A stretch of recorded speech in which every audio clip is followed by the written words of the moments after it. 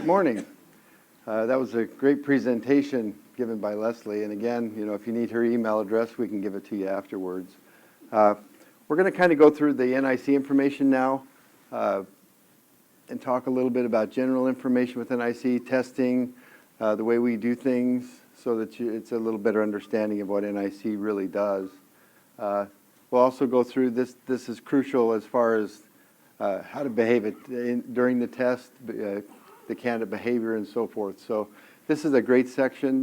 These are available, of course, on your website for a portion of time after we leave. I'm not sure what that is, but then we're going to be going through the barber exam first.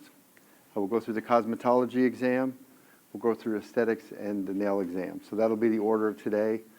The reason I say we go through the barber exam first, number one, it's new content. Number two, it really overlaps a lot with cosmetology, so it's going to cut out a lot of the cosmetology presentation as well. So we're going to give the barbers a break today and let them go first. But first, we could just want to go through the general information. I will let you know we don't allow any recording of this independent of what California puts on their website, so please don't record this, no pictures, that sort of thing. If you do want some of the pictures that are on here, let me know. NIC also has a DVD with the same presentation on it that you can purchase on our website. So I'll just let you know that right now. But a lot of people think that NIC is an examination, and we really aren't. NIC is an organization of state boards of cosmetology. I tell you this every year because I think it's important that you understand that when NIC gets together, as we will next week in Seattle, in our national convention or conference, we talk about things like deregulation. We talk about things that are happening in the industry like human trafficking, and those types of things are what NIC talks about.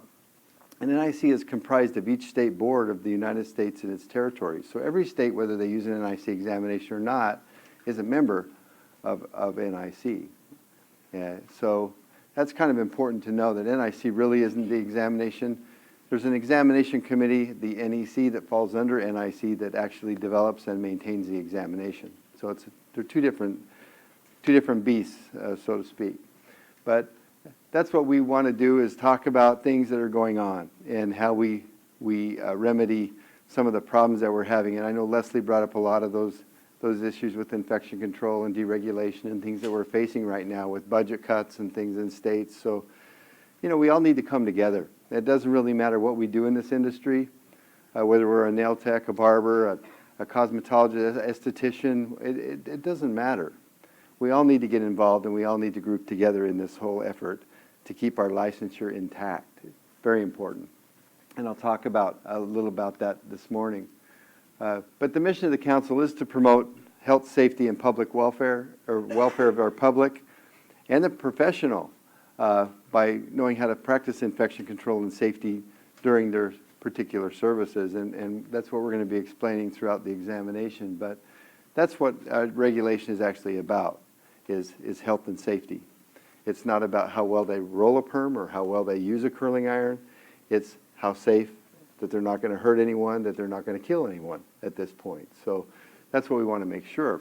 We're all successful in this industry because we went to school, we took an examination, we passed, and then we went on and got more education, learned how to build clientele, and so forth.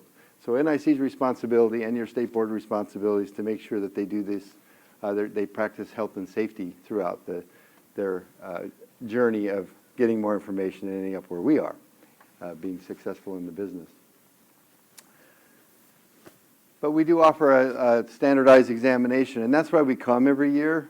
We train your examiners every year. Your examiners are required to get an NIC certification for examining every single year. We talk about changes in the exams, updating the exams. We go through a process with them that they actually have to take our classes and score, at a certain rate in order to pass our certification exam. So that's basically why we're here. The test that's given in California is given all over the country, in about 43 states in one form or another. And we make sure that all examiners are all on the same page. We run statistical programs and so forth. We can actually go to a base rate and actually tell exactly how an examiner is scoring one single task line. And when it goes haywire, we can contact the supervisors, and the supervisors can fix that problem. So it's a very technical process, and we'll kind of talk about that throughout the day. But we do adhere to accreditation standards. We look at all the national standards of developing examinations. Our written examinations are written a lot like the SAT examination. It's not just a couple people in a room saying, boy, that's a great question. We bring in subject matter experts from across the country. I've seen California represented in many of these, where these subject matter experts actually go in, write questions, they review questions, they review data on test questions that are coming back and so forth. So we make sure these questions are performing very well before we ever put them on a test form. So basically the process is the question's written, it's reviewed by subject matter experts, it's then put on an examination as a pretest question. So each examination that an NIC candidate takes in a written form has 10 pretest questions on it. So you may get one come back and say, oh, I got the hair cutting exam, or I got the hair coloring exam. And that's not true. There may just be some more pretest questions that made it feel like that. But you have the weighting in your CIBs, and that's the way they're actually weighted. Just so when you get that comment, you can tell them about that. But what we do with those pretest questions is we put them out there, we let them take them, we bring them back to psychometricians or psychometricians who look at the data that's compiled behind these questions, and then it goes out to the subject matter experts and says, you know, why is everybody getting this question right? Maybe there's something better to test on if everybody's getting it right. Or everybody's picking A and D. Is there a possible 2 right answers on this question? Or what exactly are the problems with the questions, or how are they performing? Or maybe that question, people who normally pass the test or the examination are passing this question. They're answering the right things. The psychometricians look at all that data. And so these questions cost about $10,000 a piece by the time they hit an examination. Each practical examination seminar that we hold, usually once a month, is a minimum of $50,000 just to bring in people to talk about these and go through these practical examinations and make sure they're working properly and so forth. So it's not just a examination that's written by a couple people. It's written by people all across the country. NIC does not write the examinations. NIC supplies subject matter experts, book companies, brings everybody together, and it's written by a test development company. So that's basically how it's all written, just so you know. But we are, of course, globally accepted as, as far as test development guidelines and so forth. We believe in a solid commitment through the high standards that we've established by licensed professionals. And we believe that in most examination formats in the past that you really didn't need an education to go in and pass a practical examination. And if you remember, a lot of those task lines were very self-explanatory. You see this in the current Barber exam when it talks about using a steam towel. The task line actually tells you how to use a steam towel. So in essence, what is the purpose of education if someone can read a task line and perform the task? And so you're going to see a Barber exam that's been developed this time, quite like the cosmetology exam, where it doesn't tell you how to use a steam towel, it just tells you you need to use one. And we evaluate how it's used.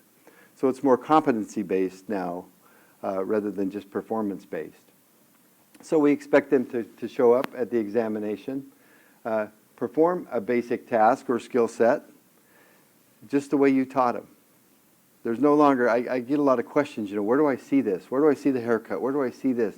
You see it in your schools, you see it in the textbook. We want them to do what you taught them to do.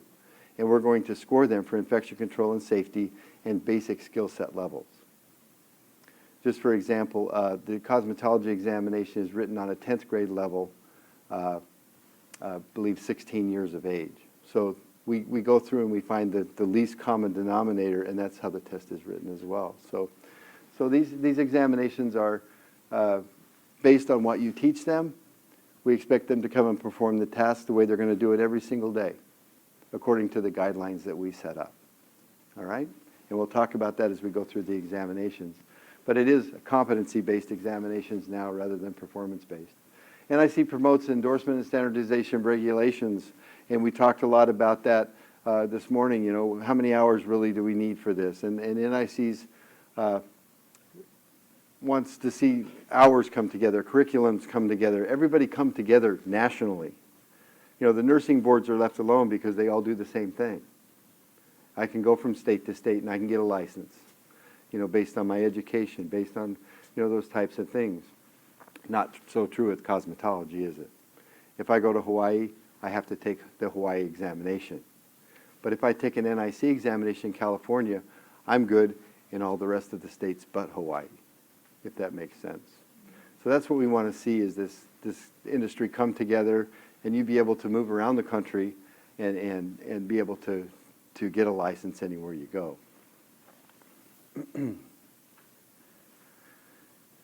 It's the responsibility of NIC and your state regulatory board to ensure licensed professionals practice on the general public safely.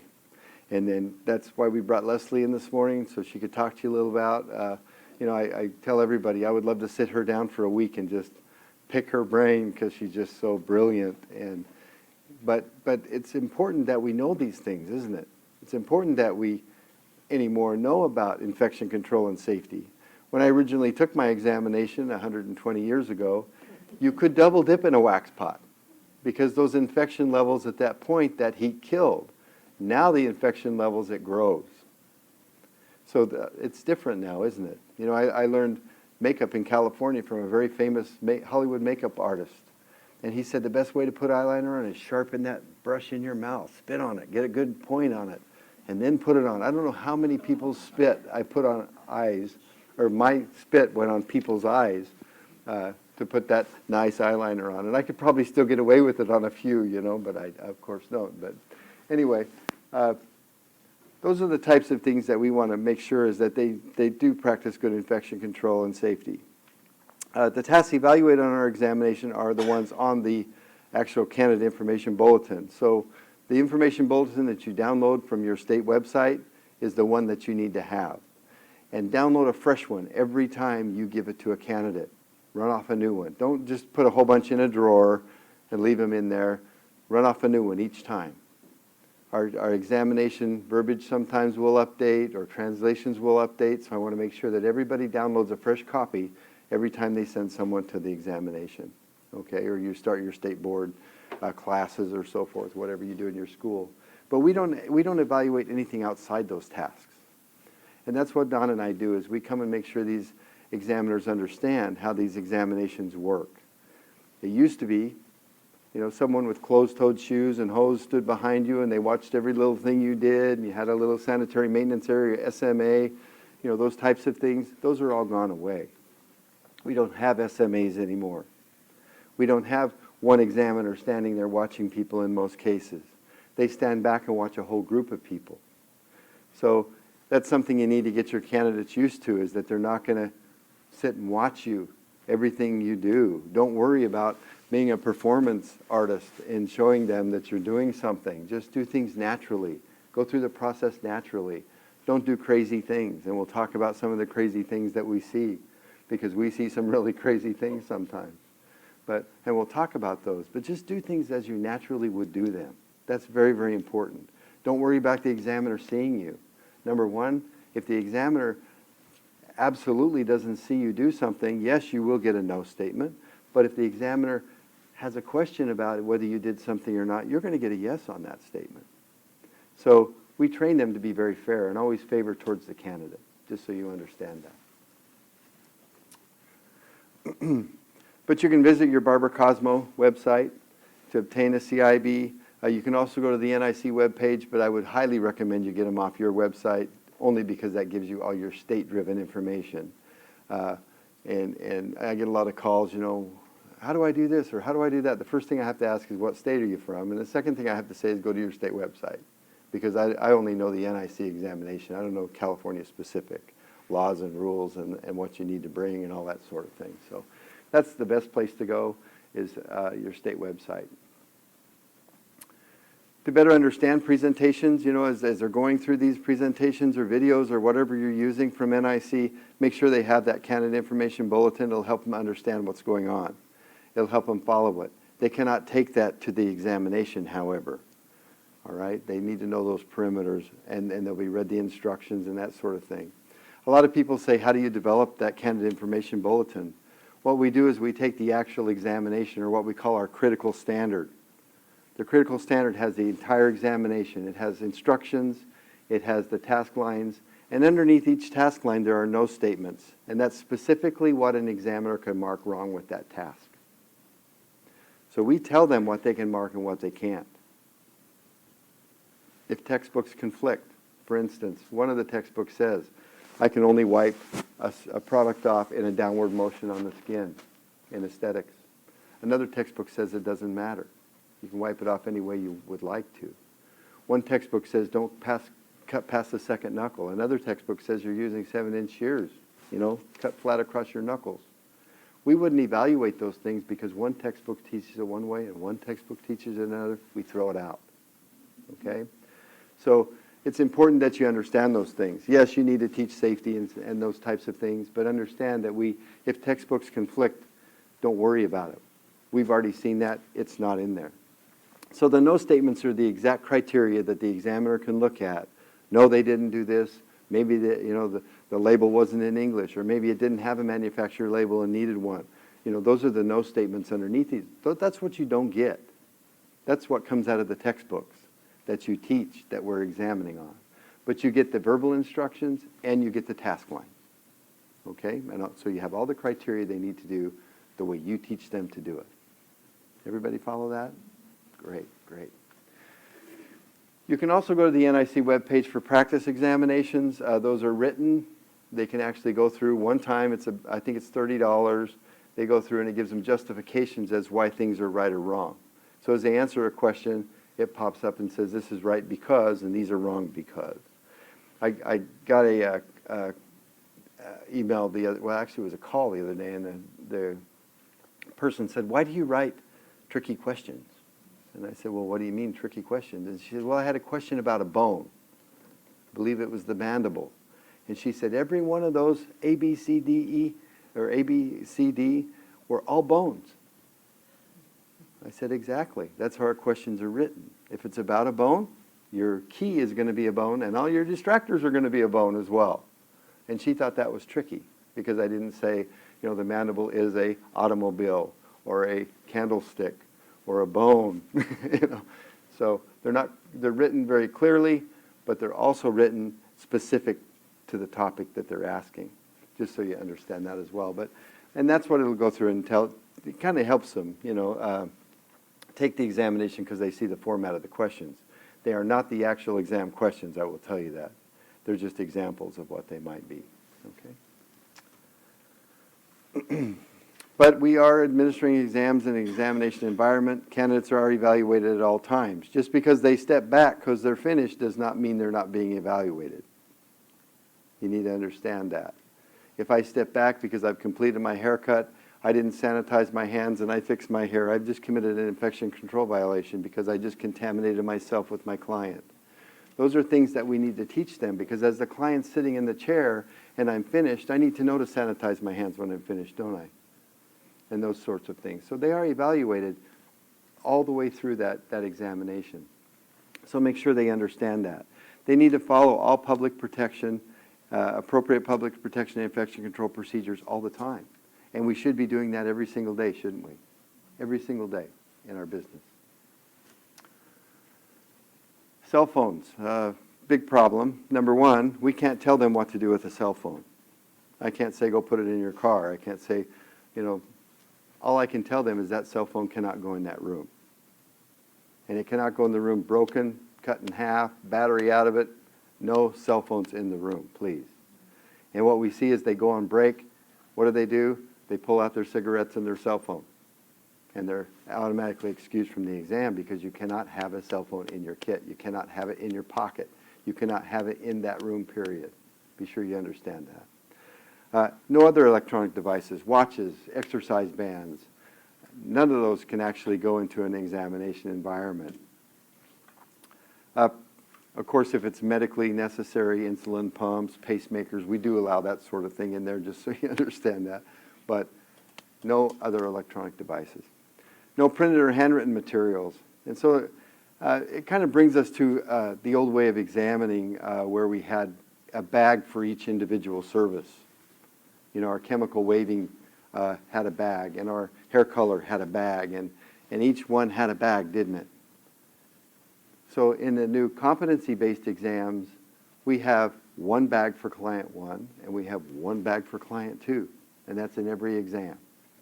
We have additional service bags, and I'm going to teach you, those of you who are coming to the open houses tomorrow, I believe they're all full, so if you didn't sign up, you'll have to go next year, but I'm going to talk to you a little bit about packing kits and how to label those things, but be sure, and then we'll kind of go through it a little bit today, but be sure that you understand that you can't put laundry lists of things that are inside the bag. If it says set up everything, you need to set up everything. Everybody says client 2, there's so many things on the table on client 2, and if you think about it, every single exam, right? Client 2 is congested. Aesthetics, very congested with makeup and all those things on the table. Cosmetology, all those chemicals on the table, perm rods, all those things. Same with Barber. You're going to have congested station. Don't you think we're looking at that? Don't you think that's part of the exam? How do you work on a congested situation? And as you work on it and you're pulling things off, it gets a little bit easier, doesn't it, as we go along? So yes, those are congested stations. I get a lot of email about that. Why do they have to set all that up? That's a lot of stuff. You have a lot of room to set stuff up, number one. Number two, yes, we want to see if they can work on a station that has a lot of stuff on it without contaminating everything. Okay? So that's part of it. But they also, they can't talk to each other and they can't borrow things from each other.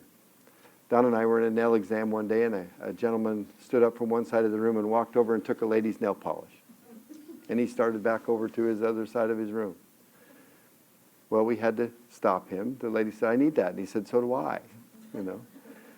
They must have knew each other, first off, but we had to take the nail polish away from the gentleman, give it back to the lady, and then he had to do the best he could with what he had. So they can't borrow. Outside the room, they can borrow anything they need. Inside the room, they can't borrow anything. All right? And we'll talk about that. They need to be checking their kits and make sure they have everything. But we don't allow fumigants, wet disinfectant jars, or aerosols in any examination. Those things are not allowed, and they will be removed from the table. The creepy finger, I like to call it, the little creepy finger. They need a whole creepy hand now, don't they? We won't take that away, but they're going to definitely have a problem working on the creepy finger. All right? Because they're now specifically told what nail to work on. Therefore, they need a whole hand, don't they? Good. Factory sealed containers, we need to talk about these because there's only 3 factory sealed containers that NIC allows. There's the blister container, the one on top, where you pull the foil off. A lot of what we're seeing here is that these foils are loose or have been removed and re-glued. Do not do that. They cannot use them if they've been tampered with. We've seen needle holes in them. We've seen all kinds of stuff. So we look for those things. Send them with a new monomer that's sealed, please. The MMA is a big problem. It's a big problem here. But in more humid environments, of course, it's even a bigger problem because they're worried the EMA is not going to cure fast enough, and it will, I promise. They'll be fine. So just have them make sure they don't have any of these seals tampered. They can have that foil bubble seal.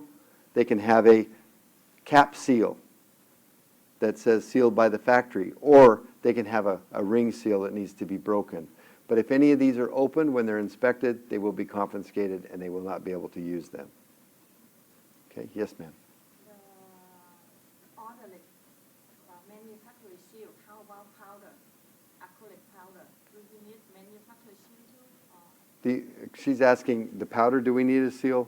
Right now, the only thing in NIC examinations you need a seal on is monomer.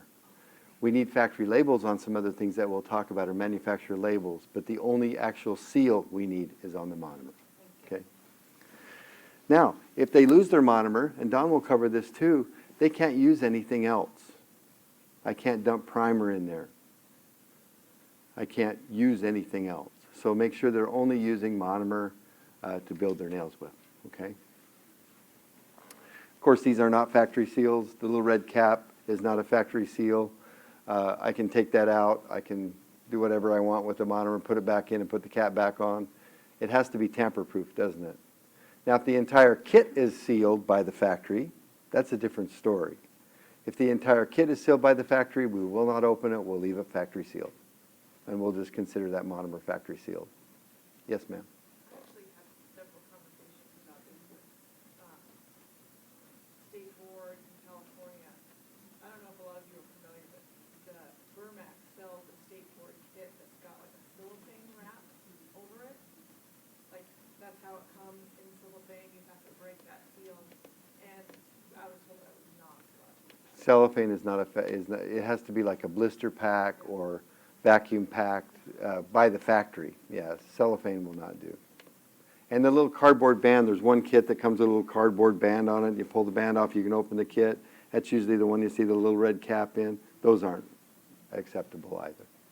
They have to actually be in some kind of a factory sealed package. Okay?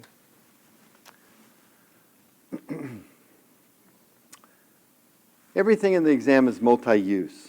So what that says is everything in the exam is back bar. And I'm trying to break away from kits being packed with little 2-ounce cups, because what they want to do is they want to dump that cleanser out of that 2-ounce cup and throw it in the trash. But what that 2-ounce cup represents is a 40-gallon barrel of cleanser I'm going to use on every single person for the rest of the year. Does that make sense? So I can't throw it in the trash. I have to put items to be disinfected, don't I? Because I'm going to continually use that container. I have to disinfect it and use it again. I have to put it away in the right place. So 2-ounce cups do not go in the trash. They go into to be disinfected. Use little bottles. It's so much easier for them to remember, because sometimes a little product remains in it and then they remember, okay, that's multi-use. I need to throw that in here. So to kind of get away from disposable cups that are supposed to be multi-use. Now if I'm using a mask and I take it from the container and I put it in a 2-ounce cup, then it's a single-use cup, isn't it? Because I've taken it out of the main back bar container. Now it's in a secondary container. I can dip in and out of that all I want. And then it goes in the trash, doesn't it? Because it's contaminated. But that original container is always goes into items to be disinfected. All right? Make sure your containers are clearly labeled in English and have what is inside. The only thing we really label is product, correct? And we'll talk a little bit more about this, but it needs to talk about what's really inside this bottle. This bottle is marked massage. I would be a multi-millionaire if I could do this. If I could put this massage in this bottle and just dump it on me and, oh, that feels so good. Imagine how much money I could make. What this actually is massage cream, massage lotion, or massage oil, correct? So you need to label it correctly. All right? That's important.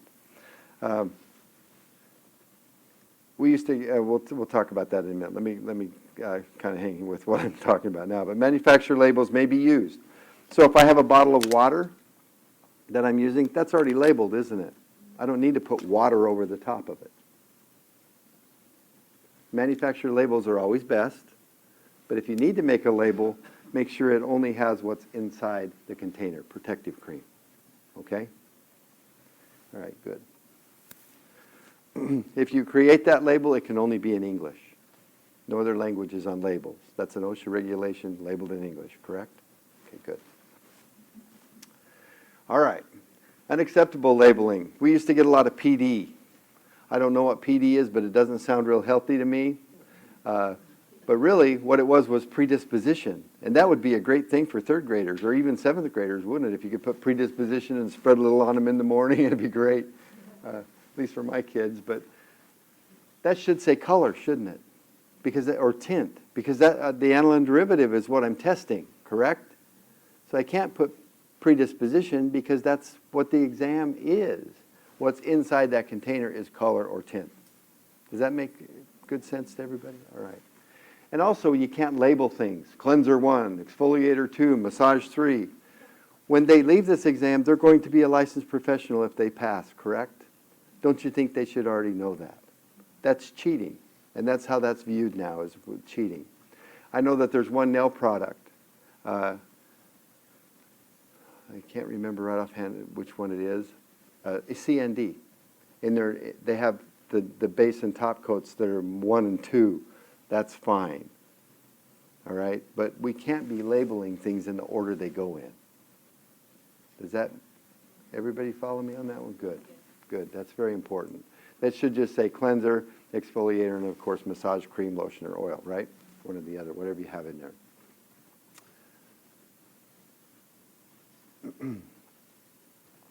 Also, when we bring things, we don't label supplies, do we? I get a lot of calls, where do I label my mannequin head? Well, you don't. We already know that's a mannequin head, right? Do I need to put clean combs on the box? No. You don't even have to put combs on the box, do you? That's a supply. That's different. Products are what we're concerned with, okay? So the only thing in that picture that should be labeled is the color, correct? Everybody follow that scenario? We don't label everything else. These little snorkel bottles, and don't use them. You've seen them disappear off the store shelves, even at retail levels with very inexpensive beauty products. You're seeing them disappear because I have to open that with my thumb or finger, don't I? So I contaminate the tip of that container every time I open it, and as soon as I let go of that bottle, in goes the bacteria, right? So just get rid of those bottles in the industry. It's the best thing to do. Use a different type of disbursement mechanism or bottle. You cannot wipe the tips of any bottle or jar. All right? Make sure that the bare hand does not wipe anything off. If they need to wipe something off because it's going to drip, you got a roll of paper towels or some tissues or something, wipe it off with a tissue or a paper towel and throw it in the trash. All right? But don't use your bare hand. Let's talk a little bit about germs. I know we've been talking about them a lot today, but that's really what we're about, isn't it? We're about that health and safety and bacteria. And my father, surprisingly enough, that last slide she showed, my father has rheumatoid arthritis, and he likes to go to this barber. His name's Sid. I like Sid. I used to go there when I was a kid, ate the hairy popcorn, everything that was there. And, I love to go to the barber shop. But Sid's dirty. His clippers are dirty. His combs are dirty. His practices are dirty. He's an older barber. Things were different in his day. Okay? He performs to the standard of 1939 when Sid got his license. At any rate, I said, don't go to Sid's. Go a couple of doors down. Go to them. They're clean. Your immune system's compromised. Well, in December, he decided to go into Sid. Ended up in the hospital with MRSA in his scalp from clippers. So it's very important now that we understand what infection control is. You spend Christmas in the hospital and miss Christmas, that or any time of the year, really, any holiday or birthday or anything, or any holiday stay or hospital stay at all is not a good one, and especially with MRSA. So let's make sure that we understand that things have changed, haven't they? We have to keep up on our Godzilla of superbugs, the MRSAs and the VERSAs and those sorts of things. We need to know how to kill them. And that's why that presentation was so good this morning. You found out that certain types of labeled bleach don't kill anything. You found out that if you buy a wipe at a store, it's not fungicidal. And your state regulation says it has to be fungicidal, right? So you need to buy them at reputable beauty supplies, barber houses, those types of things. Then you're getting a good product. That's what you need. But it has to be virucidal, bactericidal, and fungicidal, right? A lot of the things that can happen, MRSA and VERSA we talked about, nick with a nail file. We talk about those dirty nail tucks all the time. But let's talk about a hair splinter. That's a hair splinter in that gentleman's hand. He lost his arm over this. If you like your feet, I don't think I'd be wearing sandals to work. Hair splinters happen, don't they? And I can show you some really nasty pictures of this if you want to see them after. But yes, that's a hair splinter, and that's MRSA. Also, HPV warts. We learned that you can spread HPV, can't you? Through a wax pot, through other things. So we need to watch out for those types of things. This one is a great example of what happens. This is herpes of the eye. And how this person got that was a wax pot was used for a Brazilian or a genital wax. And it was double dipped. And the next few clients that came in, this was an eyebrow wax, and she actually got herpes from the wax pot. So those are the types of things we're seeing. Wax pots are filthy. We talk about nail tubs and those sort of things, but wax pots are killers. They're killing people. And you saw several examples of that today, how these bacteria and so forth are spread through those wax pots. So I know you're starting to see manufacturers making the single use or the 6-packs and those sorts of things where they just have enough wax in them for a single use. Great ideas, really. Because, I'm old school. I double dipped for years. And it's still once in a while I'll catch myself and it's like, I got to throw the whole wax pot away. So let's make sure that we're using good infection control procedures. Also macrobacterium, that's what you saw in your foot spas here, right? I actually was working on regulation of barbers in the state, and I talked to a senator, and he said, I don't know what the big deal is. I pay my extra $1 for a clean blade every year. And I always tell this story because it's so real. I pay an extra $1 for my clean blade every time I go in. Well, why are you paying an extra $1? You should get a clean blade anyway. I talked to him about blood contact and how that really had to be autoclaved in order to be used again if he was going to do that, He said, well, I still get the little bumps on the back of my neck. They didn't disinfect the razor, did they?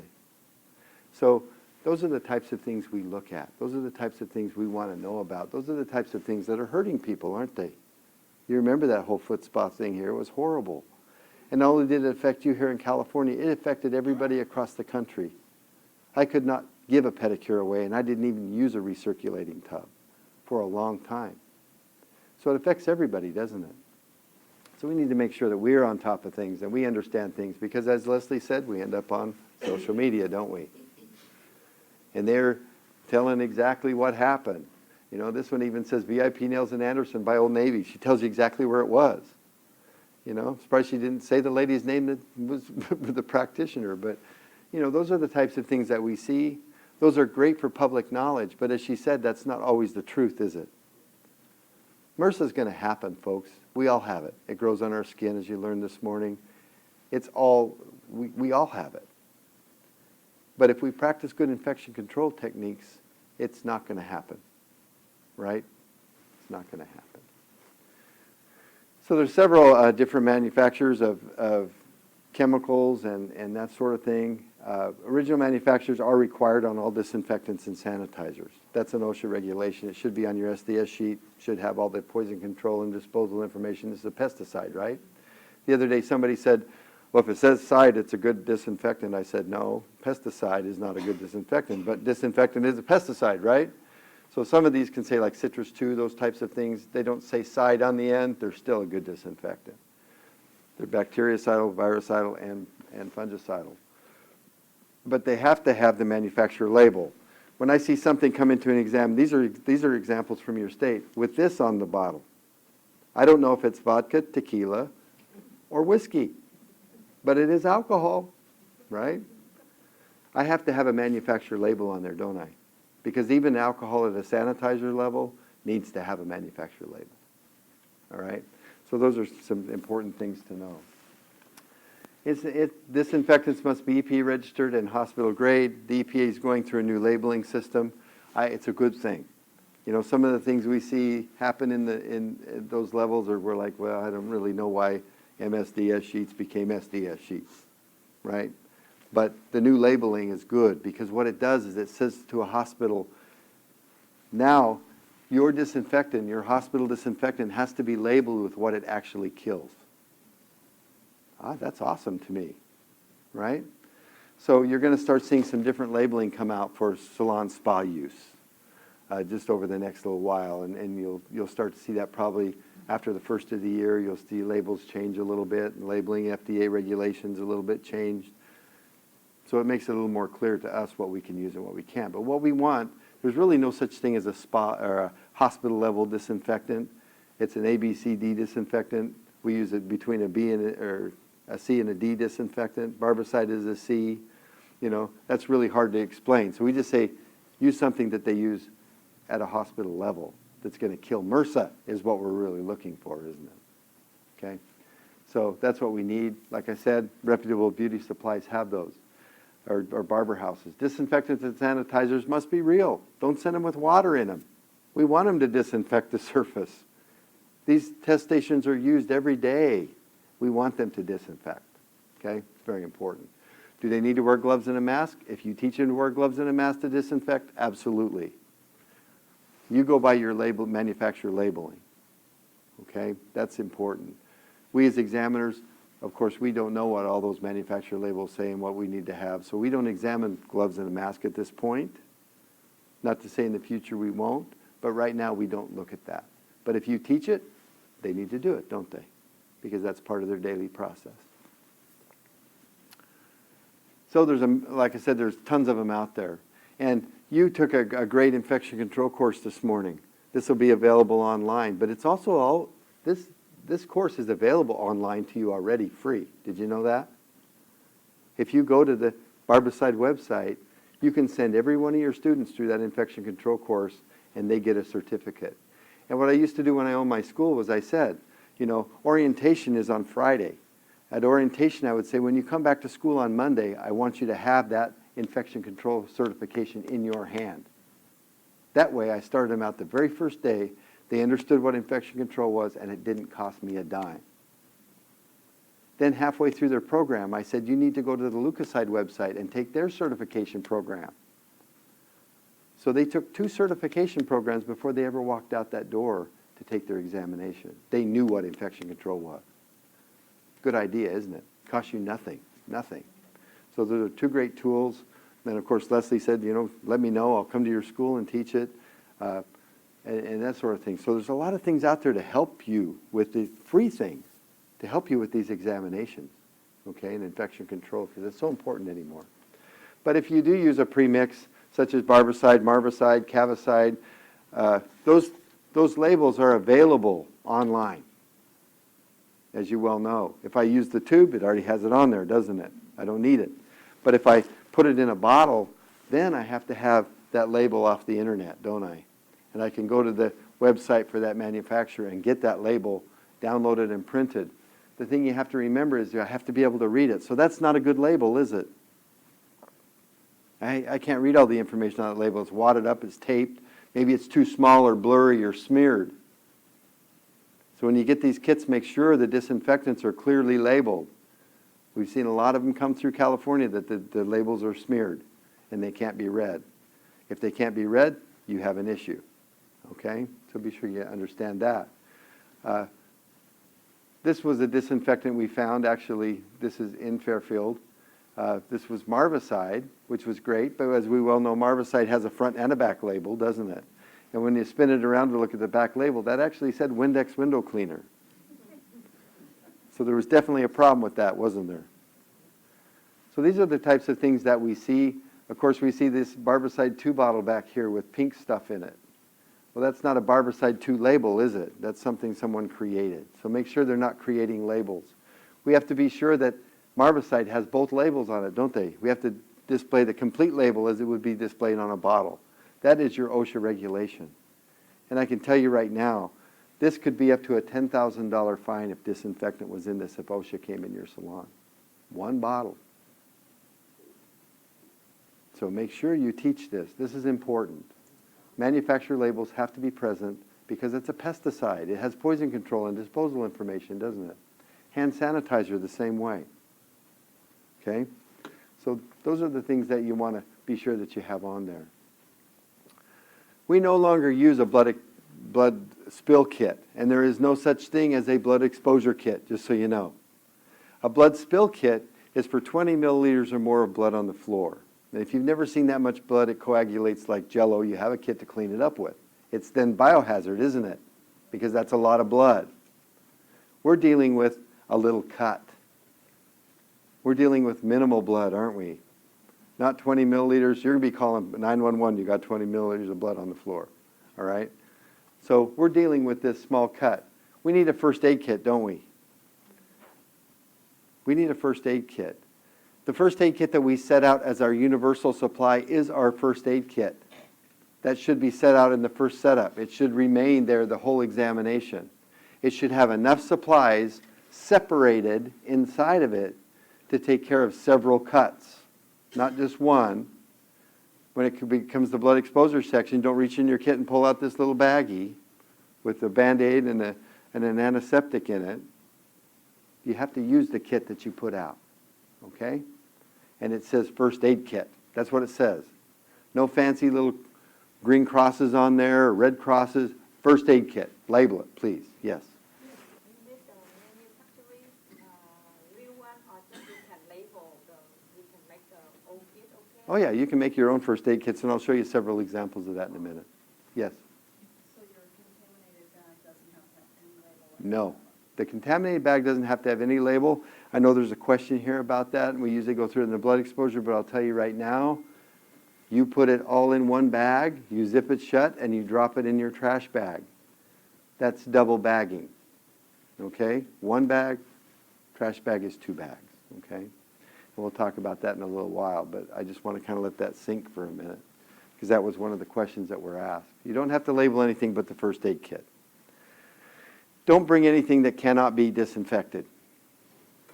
Now, I was in Vegas a couple weeks ago, and I decided to go get a pedicure. So I walked in the first salon, and I sat down. Out came the tote. I got up and left. Why? Why, when I walked in the second one, and they brought out the tote, did I leave? And when I walked in the third one, they brought out a little pack of sterilized implements. I was so impressed. The autoclave bag. She opened it up and dumped out a nail file and a buffer. I left because I knew that hadn't been autoclaved.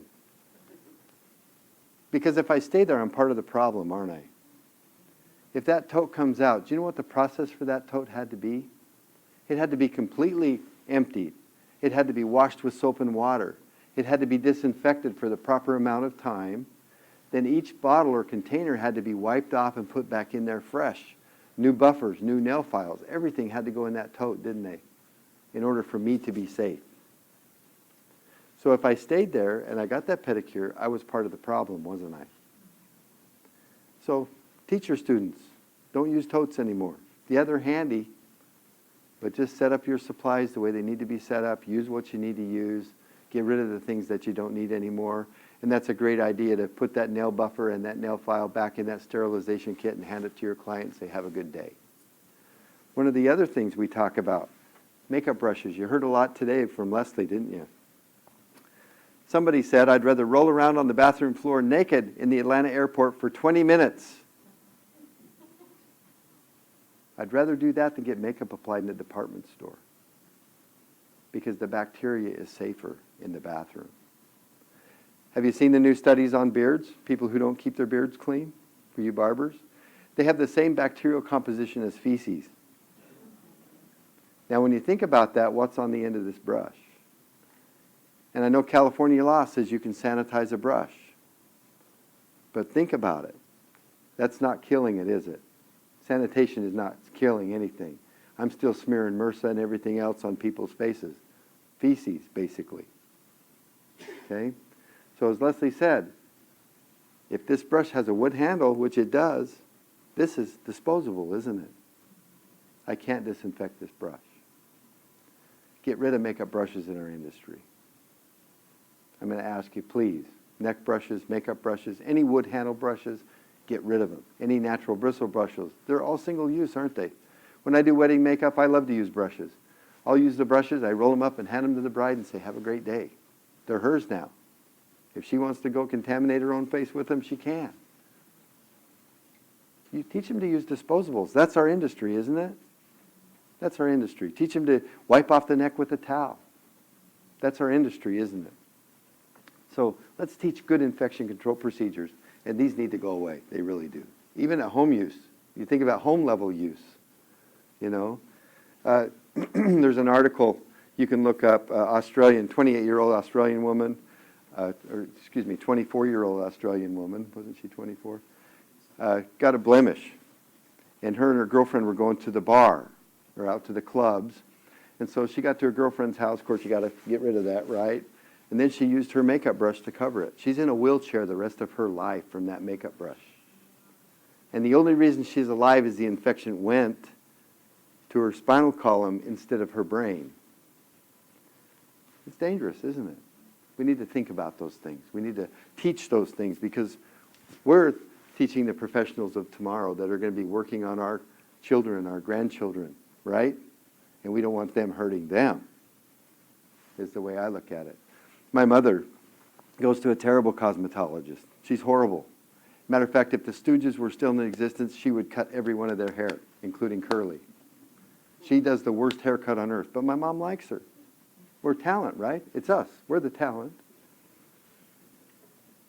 But she gets horrible haircuts. But you know what? My mom's diabetic, and I I appreciate this lady because she's never hurt her. She's clean. So even though her hair looks terrible all the time, she uses clean implements, doesn't she? So I don't worry about it.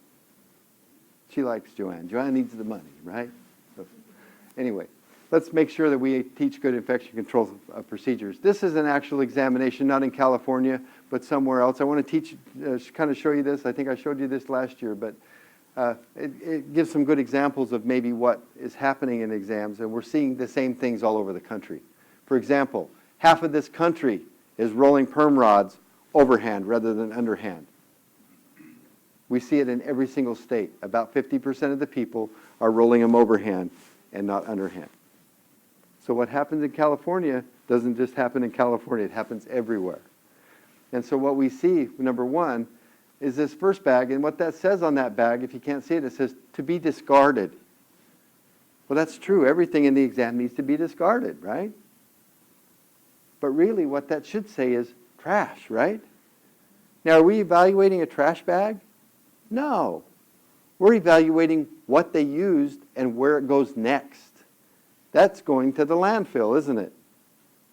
The examiner knows they know that is a disposable item. That's what we're examining. So it doesn't have to have a lid. I would highly recommend a liner, but it doesn't have to have a lid or anything on it. It's just a designation bag. Does that make sense? So as you're going through your state boards, this is about the next process for that item. So we look at the next one. Oh no, I've soiled my implements. What do I do? To be disinfected, right? That's what that should say on there. And get rid of these boxes on the station. Use bags. We're not evaluating anything but where they put it, right? And as you use these bags, label all four sides. What a novel idea. They get there, they put them on, because they have to go under the station, don't they? And when they put them under there, they can't see what they are because they labeled the sides. So it deters them from knowing what that bag is. So label all four sides. Okay? Put them under, they go on the floor underneath the table, all three of them, along with the kit that's closed, correct? Very good. Okay, so that's all we're looking at is what is the process for that. Okay, the next thing, to be disinfected, that's something that has a process, like a comb, right? If I drop a comb, it has to be washed, doesn't it? Then it has to soak in disinfectant, rinsed off, put into a clean container, right? So we know that they know there's a process for that item next. If I drop my shears, that's a little different, isn't it? I can wipe my shears off with a wipe, because that's the normal process for my shears. I could wipe them off with a wipe and then go ahead and use them again. So there's different processes for different items, isn't there? And that's what we're looking at. Yes, ma'am? Do the bag need a plastic bag inside the I would put a plastic bag inside, yes. Just because if I put something in there and it leaks, I don't want to create a safety issue. We don't evaluate a plastic bag in there, but I would highly recommend one. Okay, just for their own good. Here's another one, biohazard. First of all, that is not a biohazard label, is it? That's a bag that says biohazard on it. Borderline illegal, right? If it was biohazard, it would be one of these. Well, first of all, that's insane because we don't need a biohazard label. So why would you bring it? We used to use them, didn't we? But now we don't. Because I can't transport a biohazard item from the test site home, can I? I have to call somebody to come get it. So we don't use biohazard labels, do we? And we have a small amount of blood. So it's a first aid kit, right? So there's a lot of problems with that little bag right there. I'll let you know. Do not bring biohazard bags. The barbicide, let's just put a spray nozzle on it and spray it in full concentration on the table. That'll kill anything. Well, like Leslie told you this morning, it's not going to kill anything more than it would have killed if you would have mixed it, right? And that bottle says it has to be mixed according to manufacturer's directions. There's a lot of problems there, isn't there? Plus the sticky mess it's going to leave on the surface. So, yeah, that's no good. We can't be doing that. And also, I can never have any items on the floor.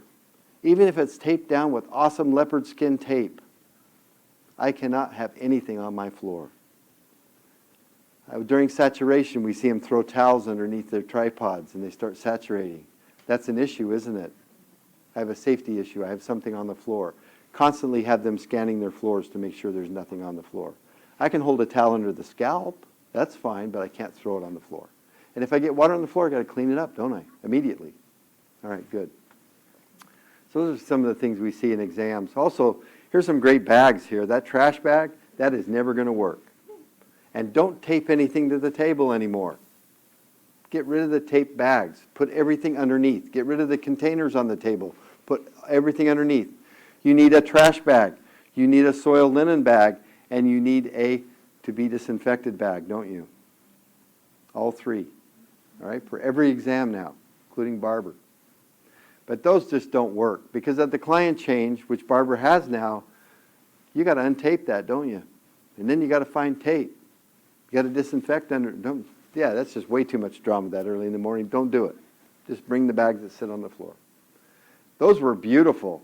$9.99 this girl paid at TJ Maxx per bag. That's $30 for bags. And they're beautiful, I have to tell you. But every time she opened those, she had to touch them, didn't she? And every time she touched them, she had to sanitize her hands, didn't she? So just bring bags that stay open. Gift bags work good. These are leftover bags from a restaurant. They work great. You know, those types of things. So if you're going to go out and spend, she even left the tag on there to show us they were new and she paid money for them. If you're going to spend $30 extra, spend it on a better mannequin head. Seriously. That's where I would put my money, is in my career, not in 3 little flowery bags to sit on the floor. And that didn't work at all. Okay? So these are the things we actually see in test sites that don't work. I'm trying to show you what doesn't work. But every NIC examination looks at 5 different things. First of all, we look at a blood exposure procedure. You're going to see that introduced in the Barber exam today. There's blood exposure procedures in the electrology exam. Every exam now has a blood exposure procedure. We want to make sure you can see, you know, nothing's contaminated. How do you take care of it and not contaminate anything? All right, that's what our blood exposure procedure looks at. Disposal of items, that's the 3 bags on the floor. What do I do with my item next? Is it going to the landfill? Is it got a disinfection process? Or does it need to be laundered? That's what we're looking at, sanitized, right? Storage standards, that's my kit. I was in a big overview the other day, and I said, by the raise of hands, who's been licensed the longest? 57 years this lady had been licensed. Awesome career. I said, did you have to zip your kit? No, we just had this little suitcase we took, and we could leave it open. I said, who's next? 47 years this lady had been licensed. She had to zip her kit. So for at least 47 years somewhere, we've had to close our kits. And that's one of the biggest offenders in the examination. All right? They can't put things on the shelves anymore. They set up for client 1. They use client 1, put everything into the bags. Nothing ever goes back in the kit, does it? It goes into these 3 bags. Then they pull out their client 2 bag, dump it out, sort it out. So everything that comes out of the kit's considered clean, all right? And then they have to use it. But they have to keep that kit closed, don't they? So once I'm through setting up, I need to zip that kit shut. And it's become very simple because all I have to do is pull out my client 2 bag, my draping, zip that kit shut, and I'm ready to go, aren't I? Dumping things out and sorting them and draping and doing the things I need to do. But make sure those kits are closed. If they look down at any point, they panic. And we're trying to get rid of this anxiety about panicking about things because this exam is about things that happen, isn't it? And how I deal with it. That's what a practical is about. How do I deal with what went wrong? I'm a professional. So just deal with it. Don't ignore it. If I look down and my kit's open, don't panic. Just reach down and close it. And go on with your day. All right? Those are the types of things that we want to teach our candidates that are coming to the exams now. Don't sweat it. Just fix it. If I drop a comb, I drop combs every day, don't you? It's not wrong to drop a comb. It's wrong to leave it on the floor. Pick it up. Get rid of it. Get a clean comb. Sanitize your hands. Do what you got to do, right? And that's the way you're going to recover from things. Everything in this exam has a recovery. If I cut myself, I do a blood exposure procedure, I'm okay.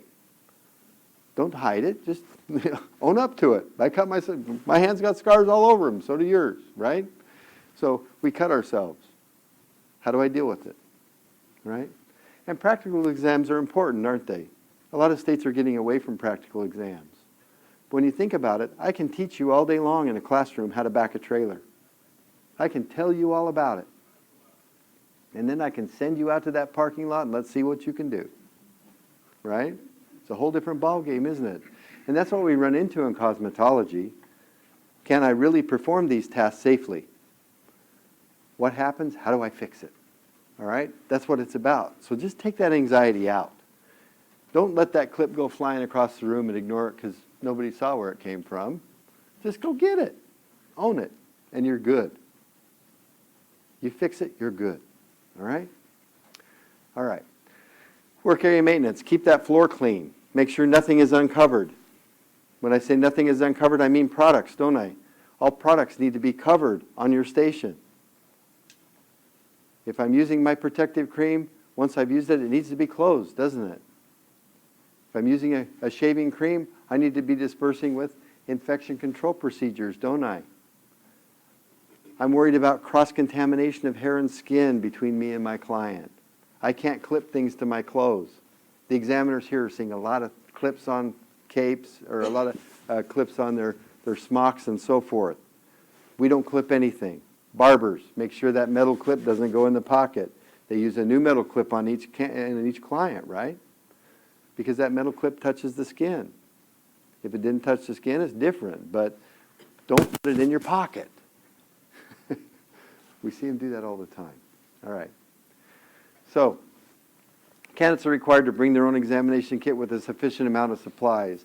And I wish I would have put that picture in from Glendale, and I didn't get it in there, but you should have seen this workstation. It was unbelievable.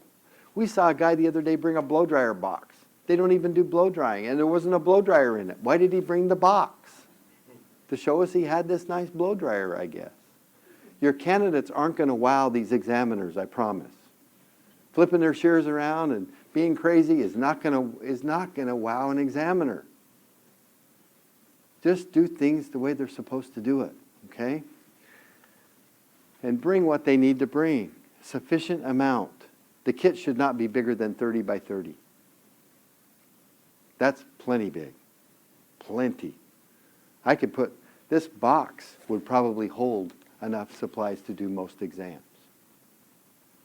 That's how small it can actually be. A nail exam, absolutely enough room there. An aesthetics exam, enough room there. When I show you how that works, okay? So that's basically what we're talking about. Make sure that the kit's closed when they're not using it. Yeah, they can leave it open while they're setting up, but once they're finished, close it. Just like the drawer. I teach them it's the drawer, right? My disinfected drawer.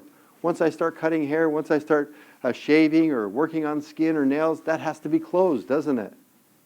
That's what your kit is a drawer. And you got to get them used to that because that's a synthetic situation.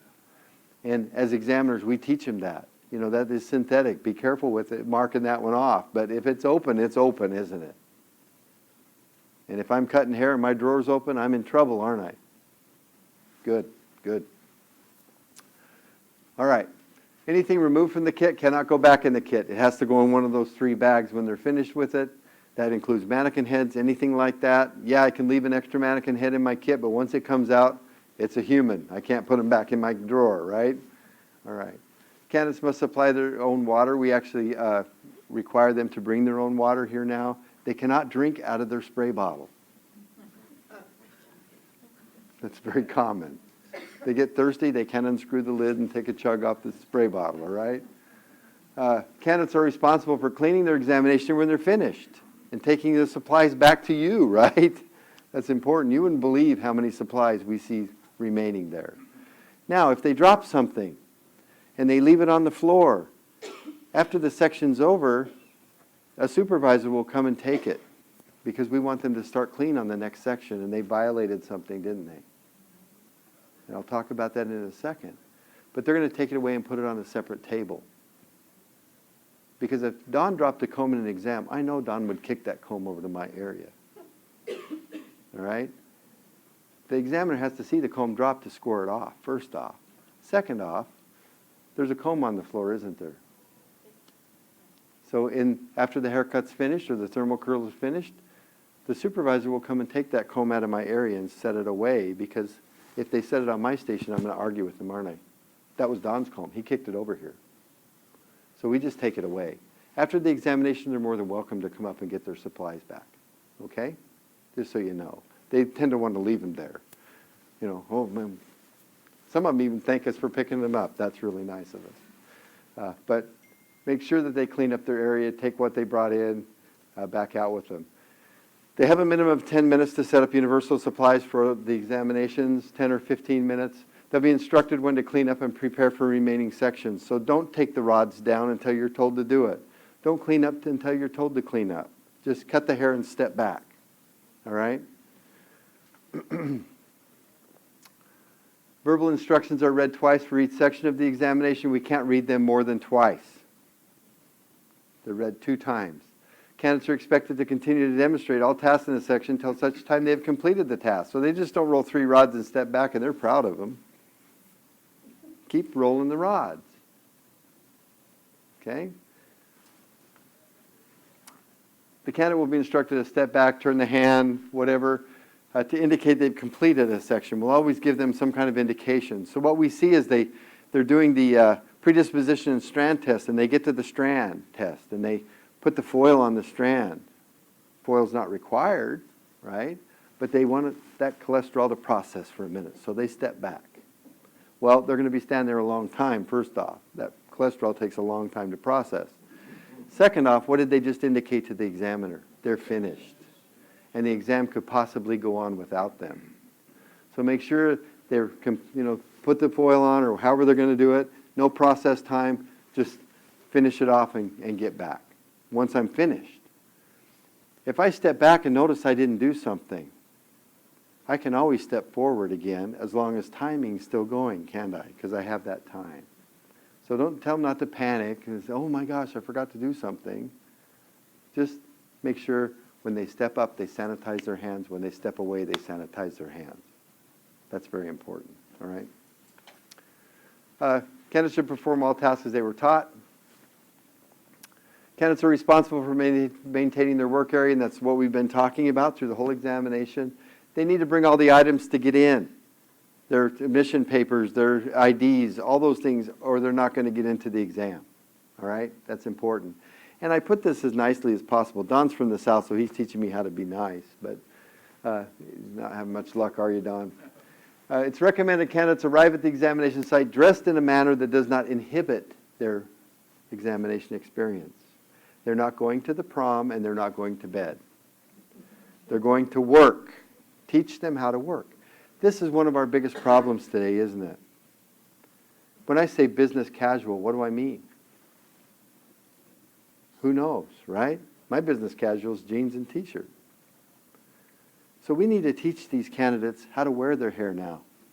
We need to teach them how to sanitize their hands. We need to teach them how to dress for work so they're not constantly fixing things.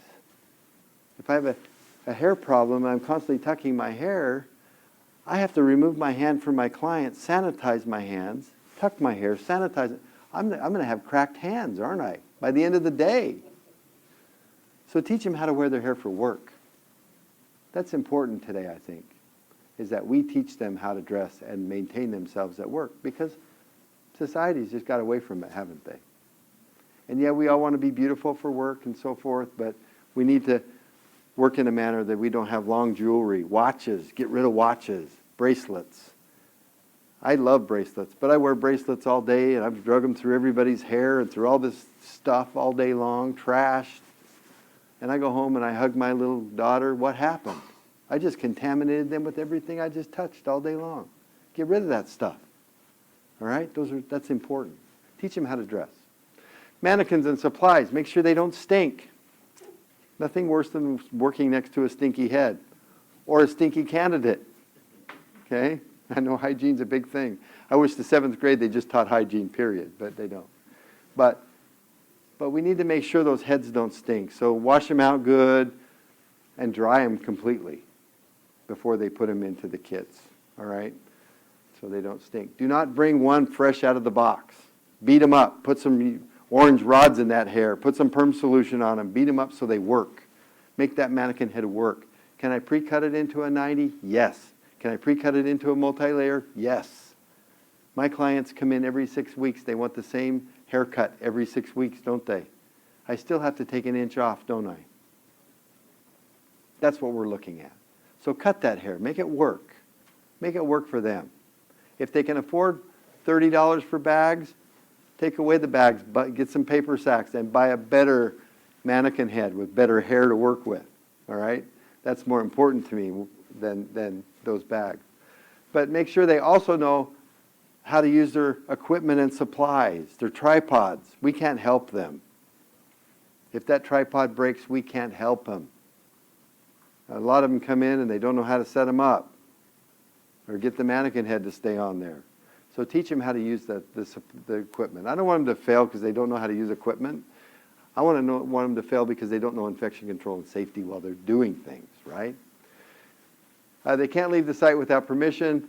If they need to use the restroom, raise your hand. Someone will come over and help them. Examiner's been instructed they can't answer questions. All right? So I'll give you an example of what I saw. This is during the saturation process. All right? Please demonstrate saturation. Do I saturate all the rods? Do as you were taught. Please demonstrate saturation. That didn't help. Do I saturate all the rods? Now, I've given the instruction twice, haven't I? I can't give it again. All I can say is, please demonstrate a test curl. I didn't demonstrate saturation yet. Please demonstrate a test curl. Are you kidding me? Please remove one rod from the head. Really, I haven't done anything yet. Please remove one rod from the head. Do you see how they just have to move through? The arguments don't matter.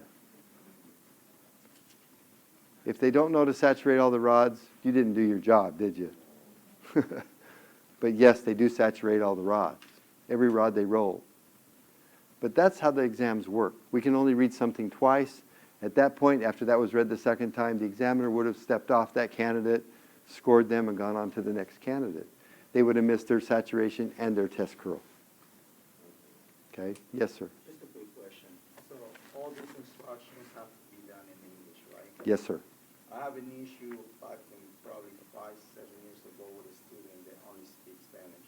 I know you have information that can be done in Spanish, but are you having in consideration to have somebody that does the instructions in Spanish also at the examination location?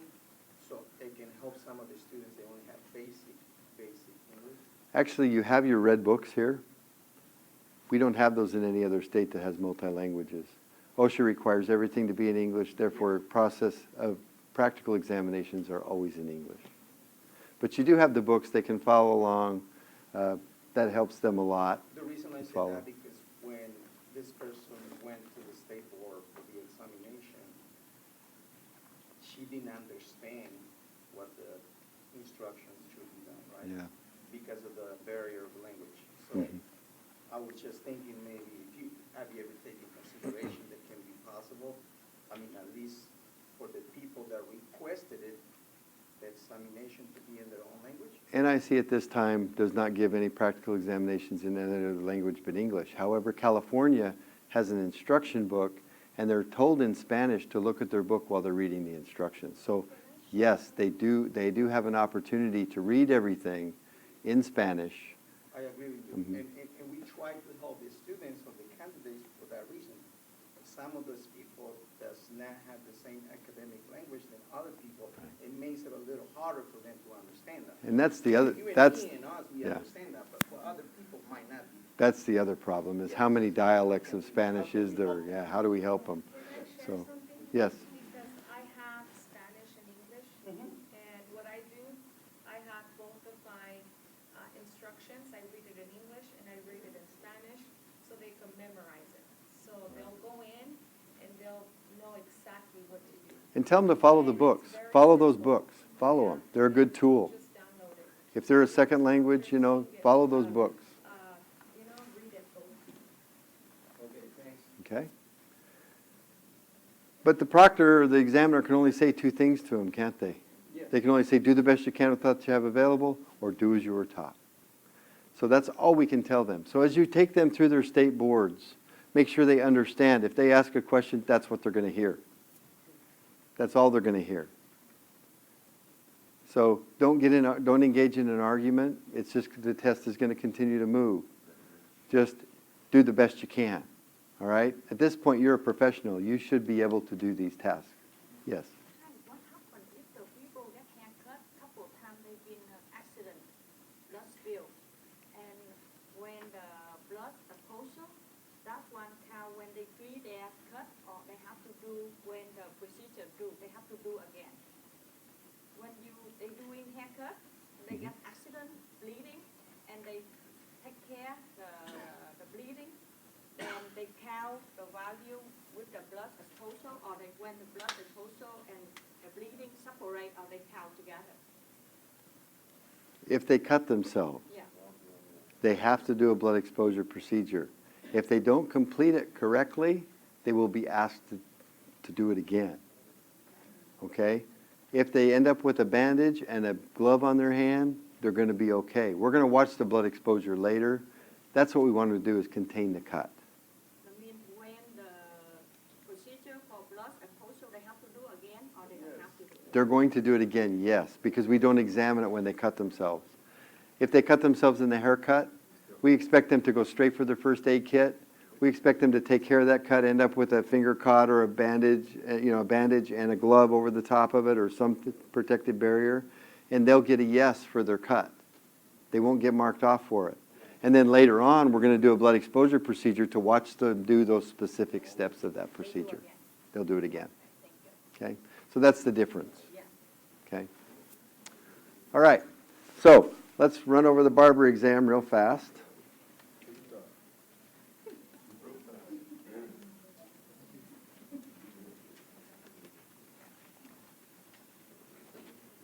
And a lot of these questions we'll answer as we go through, the exams. But this is the new format of the barber exam.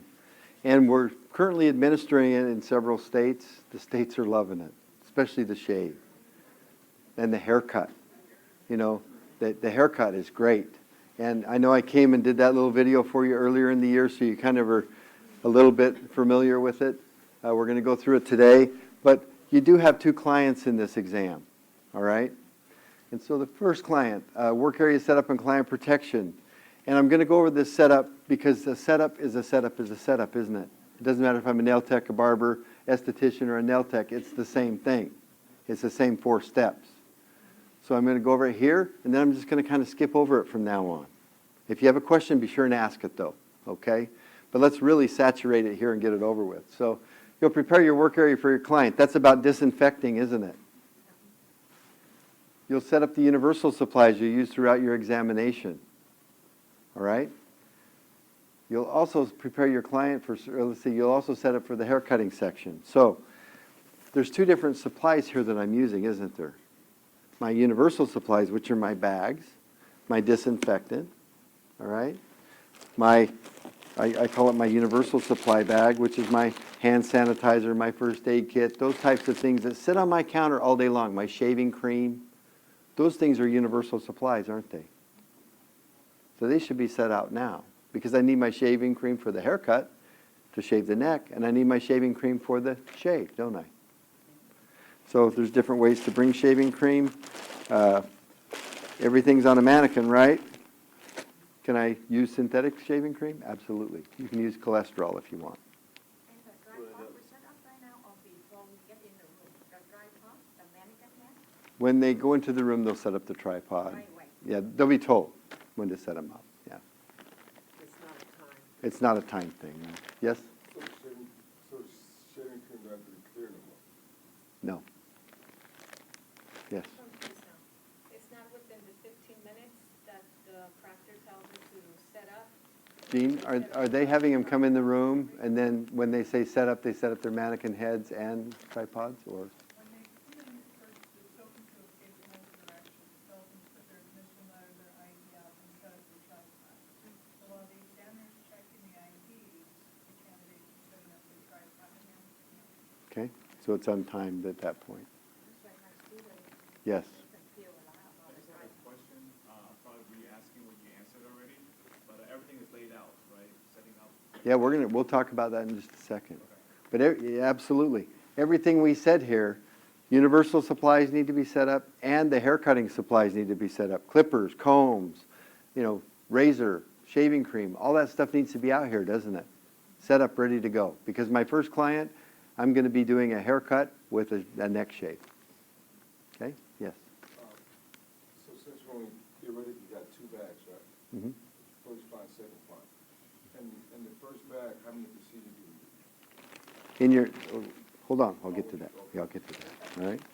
Okay, so I have my universal supply bag. The way I would pack this kit, just quickly, is I would put my 3 bags on the top, because that's the first thing I need to take out, isn't it? I need to set up my bag so I have somewhere to put this wipe when I'm finished with it. Then I'm going to get out my disinfectant and my paper towels, or however I'm going to do this, wipe. I'm going to wipe that entire table down, aren't I? If I've set anything on this dirty surface, I have to wipe down half the table, wipe it off, and then move it over and wipe the other half, don't I? So I have to completely disinfect my surface. My disinfectant's now out. I pull out my universal supply bag. I'm going to set up my homemade first aid kit, all right? Maybe a bag of gloves. I need gloves, don't I? No longer do I have separate bags with gloves in them, so I need a bag of gloves, don't I? I need spatulas, some type of spatulas in a container. They don't have to be in baggies. This is a good, because you can disinfect this, right? But they could also be in a box, in a plastic box, if you wanted to. My hand sanitizer, I need out, and any other products that I may be using. My shaving cream, my shears, and those would be in my client 1 bag, wouldn't they? Because these were universal supplies. Get rid of these. Throw them away when you're finished with them. Don't save them on the table. We see them fold them up and leave them on the table. If they're open, they're an open container. So just throw them away. They're not going to put anything back in them, right? So just throw these away.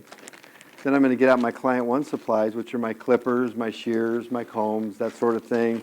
And I'm going to be setting those up. My combs. I'm going to be throwing these bags in the, throwing these away.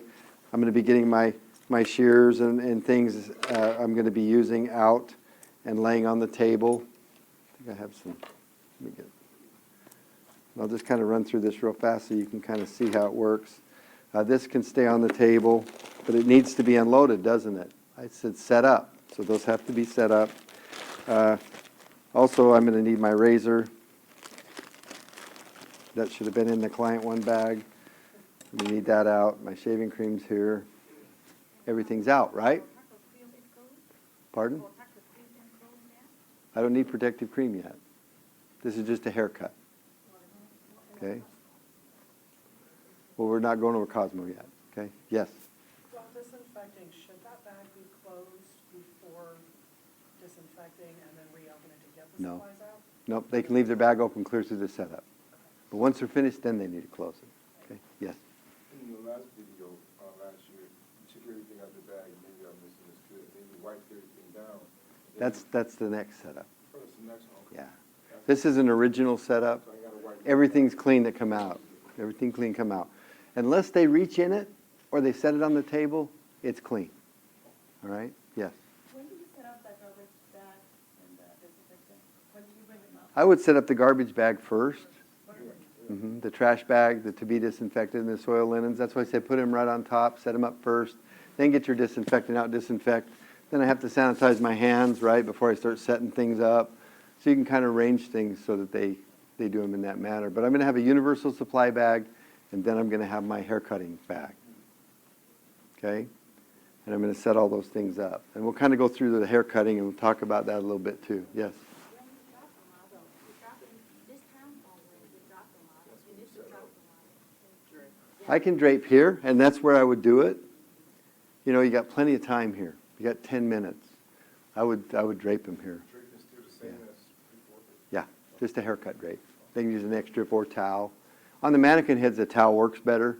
Just so you know, it adds some bulk, and they stay on there a little bit better than the neck strip. They can use either one for barbering. Okay. Okay, they have to follow client protection, safety, infection control. They have 10 minutes, 5 minutes. Don't demonstrate anything. Just set up, right? Now, I said that they could have a roll of paper towels, didn't I? We never evaluate paper towels. So if they drop them on the floor, set them back on the station. That's the one thing. You can't disinfect it. Don't worry about it. That took place of that 10-gallon bag of towels we used to have to take. All right? So they can either have a paper towel roll. I wouldn't bring the big, super absorbent, big roll, just a small roll, or a box of tissues, either one.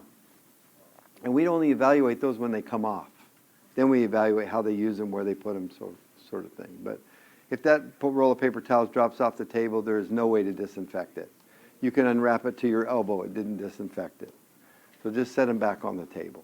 All right? Yes? Is it acceptable to have a Ziploc bag with paper towels in it? You can, but why? Not all, but just- Yeah, but why? You can have the roll of paper towels. And that's how I bring them. I'm not trying to be facetious there. It's so much easier. Okay. Yeah. Don't worry about putting them in a bag. Don't worry about a stack of towels out, because then they become single use because they're part of the workstation. A roll of paper towels is never evaluated. Do you see the difference? Is that going to be for towels? Yes, Barber? yes. So there's a different in the way we score things like that. All right. We used to have a stack of just paper towels sitting on the station. That's Yeah, just bring a roll of paper towels. Yeah. Okay, cool. Yeah. All right, so I have to disinfect, sanitize my hands. Universal supplies are labeled in English, and then I put everything in the right bag when I'm finished with it, don't I?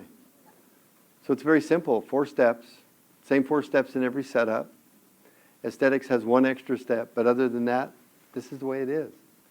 I didn't say anything about haircutting supplies. It said to set it up, but we're not scoring them yet, are we? We're only scoring universal supplies. So as you take them through the state boards, you're looking at the universal supplies. You're not looking at the haircutting supplies at all yet. Okay? That will be in the haircut section. But shaving cream is a universal supply in this exam. They should just have 1. Okay? All right. Haircutting. I love this haircut because it took away all of the weird logistics that we had in the last one. We did the same with cosmetology. It worked out very well. What we require is that they do a haircut. They perform that tapered haircut with no block line at the nape. It's the same haircut. It's no different. But they'll demonstrate clipper cutting with and without guard or detachable blade. They'll demonstrate shear over comb and demonstrate finger and shear cutting. So there's 4 different methods, isn't there, that they have to use in this haircut. It doesn't say where I have to do it, though. It just says, do the haircut that you taught me how to do. But I have to use these 4 methods during that haircut. I have to cut at least a 1/2 inch, expected to complete and blend, and also expected to shave both sides of the neck. So that's the new part of it, okay, is they have to shave the sides of the neck with a straight razor. Somebody said, can I use a foil razor? No, it has to be a straight razor, all right? You expect to follow client protection. 40 minutes they have for this haircut. Hopefully they can do a haircut neck shave in 40 minutes. Haircutting supplies are labeled in English. That's where this gets graded, isn't it? The shaving cream, because that's a haircutting supply. No, that was a general supply, wasn't it? Are they going to have a haircutting supply? Probably not. Even if they brought a spray bottle of water, that would have been a general supply, correct? So really, they probably aren't going to have a haircutting supply. They're just going to get a yes there, because they don't need one. Everything else has already been graded, hasn't it? All right. I'm just trying to help you with your state boards as you pull through. Implements and supplies are visibly clean, so those clippers, guards, detachable blades, razors, everything are clean, aren't they? They don't have to have a blade. Therefore, a lot of you know what these are. These are depilatory razors. They're plastic. Everybody know what these are? When you put the depilatory on the face, you use this to take it off. You can buy these at the beauty supply. You can buy them on Amazon or eBay, whatever. You can use these as long as they're the straight razor version, okay? Because they have to have 2 razors for this exam. They perform a scalp analysis. So they can have already draped, but when they get to this section, they have to perform the scalp analysis in the haircut, not in the setup. So I can drape in the setup, but the scalp analysis has to be done here, okay? Demonstrates safe use of clippers, and I'm just going to say these and then I'm going to go over them. Demonstrates safe use of clippers and comb without guard or detachable blade. demonstrate safe use of clippers with guard or detachable blade, and demonstrate safe use of comb and shears. I like the representation of this because barbers mostly use clippers, don't they? So there's 2 task lines designated to clippers, and there's 1 task line for shears. Awesome. It scores very well. So what it said I have to do is I have to use a guard or detachable blade, right? And I have to use clipper over comb. So maybe the way I would do this haircut is, maybe the way I would do it, is I would bring in my mannequin head. I would make friends with a cosmetology school because they got one more life in them after the cos exam, don't they? They got a tapered haircut left in them, all right? And I got some bulk in there, don't I? So I'm going to put on my detachable blade or guard and take that bulk out. Get that hair down to a manageable length. Then maybe I'm going to use my clipper over comb all the way around the sides and the back. Start at 0 on the back, right? And start tapering it off with the comb. I leave a sideburn on the side. And then maybe I'm going to use my finger and shear cutting on the top. And then maybe shear over comb to outline the ear. Just to tell you, you have to use all 4 of those, don't you? And that's a possible way to use all 4. There's a million different combinations, I understand. But I'm just trying to let you know that is one combination that you could use. Reducing the bulk shows that they know how to use clipper guard or a detachable blade. Yes, the clippers have to have a cord, okay? Still, everything's the same. They just have to demonstrate these 4 methods in the haircut. Yes, sir. So when you said you have to have a cord, there's no way you can use cordless? You can use cordless, just attach the cord, the charge cord, and let it hang to the floor, or tape a string on about 4 feet long. Oh, okay, so it's possible as long as, okay, I got it. Yeah, they can use them. Just have to represent a cord. Yes, got it. Yes, They not necessarily have to be connected to the outlet. correct. And you say behind the ear too, or just only the side of it? When you say when the haircut? I didn't get there yet. One second, I didn't get to the shave yet. We're still in the haircut, right? Yeah, but you say. Next I'll talk about it. Hold on one second. I love cosmetologists and barbers because we're pool players, aren't we? We're always 3 steps ahead of everybody else because you got somebody over here doing this and that, and you're always moving things around, so we're always thinking ahead.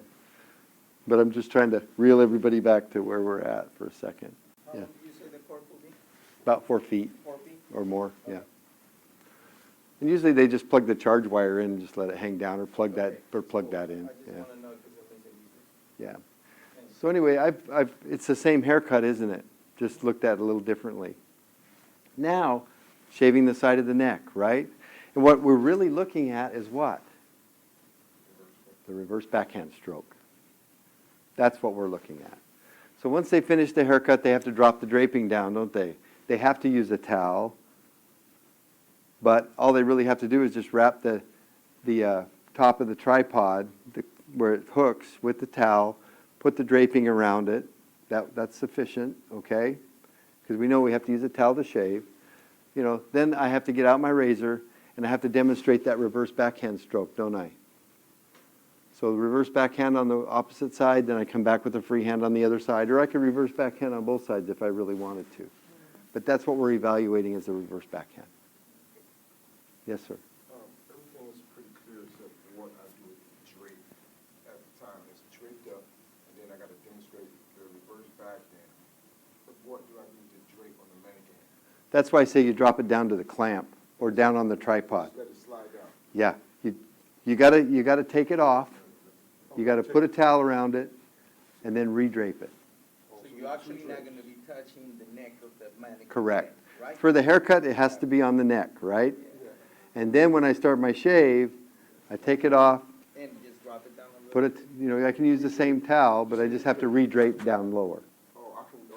Can we use the same drape? Yeah, Same drape and towel? yeah, Oh, yeah, unless they drop it on the floor, right? snap. If they drop it on the floor, then whatever hits the floor, I gotta replace it, Yeah. right? Or sometimes the whole mannequin head flies off with the draping on it, on the floor it goes. I'd love to have a blooper reel of faces when that happens. It's unacceptable, but Yeah. just slide it down. Right. So You can't just slide it down. You got to take it off and re-drape.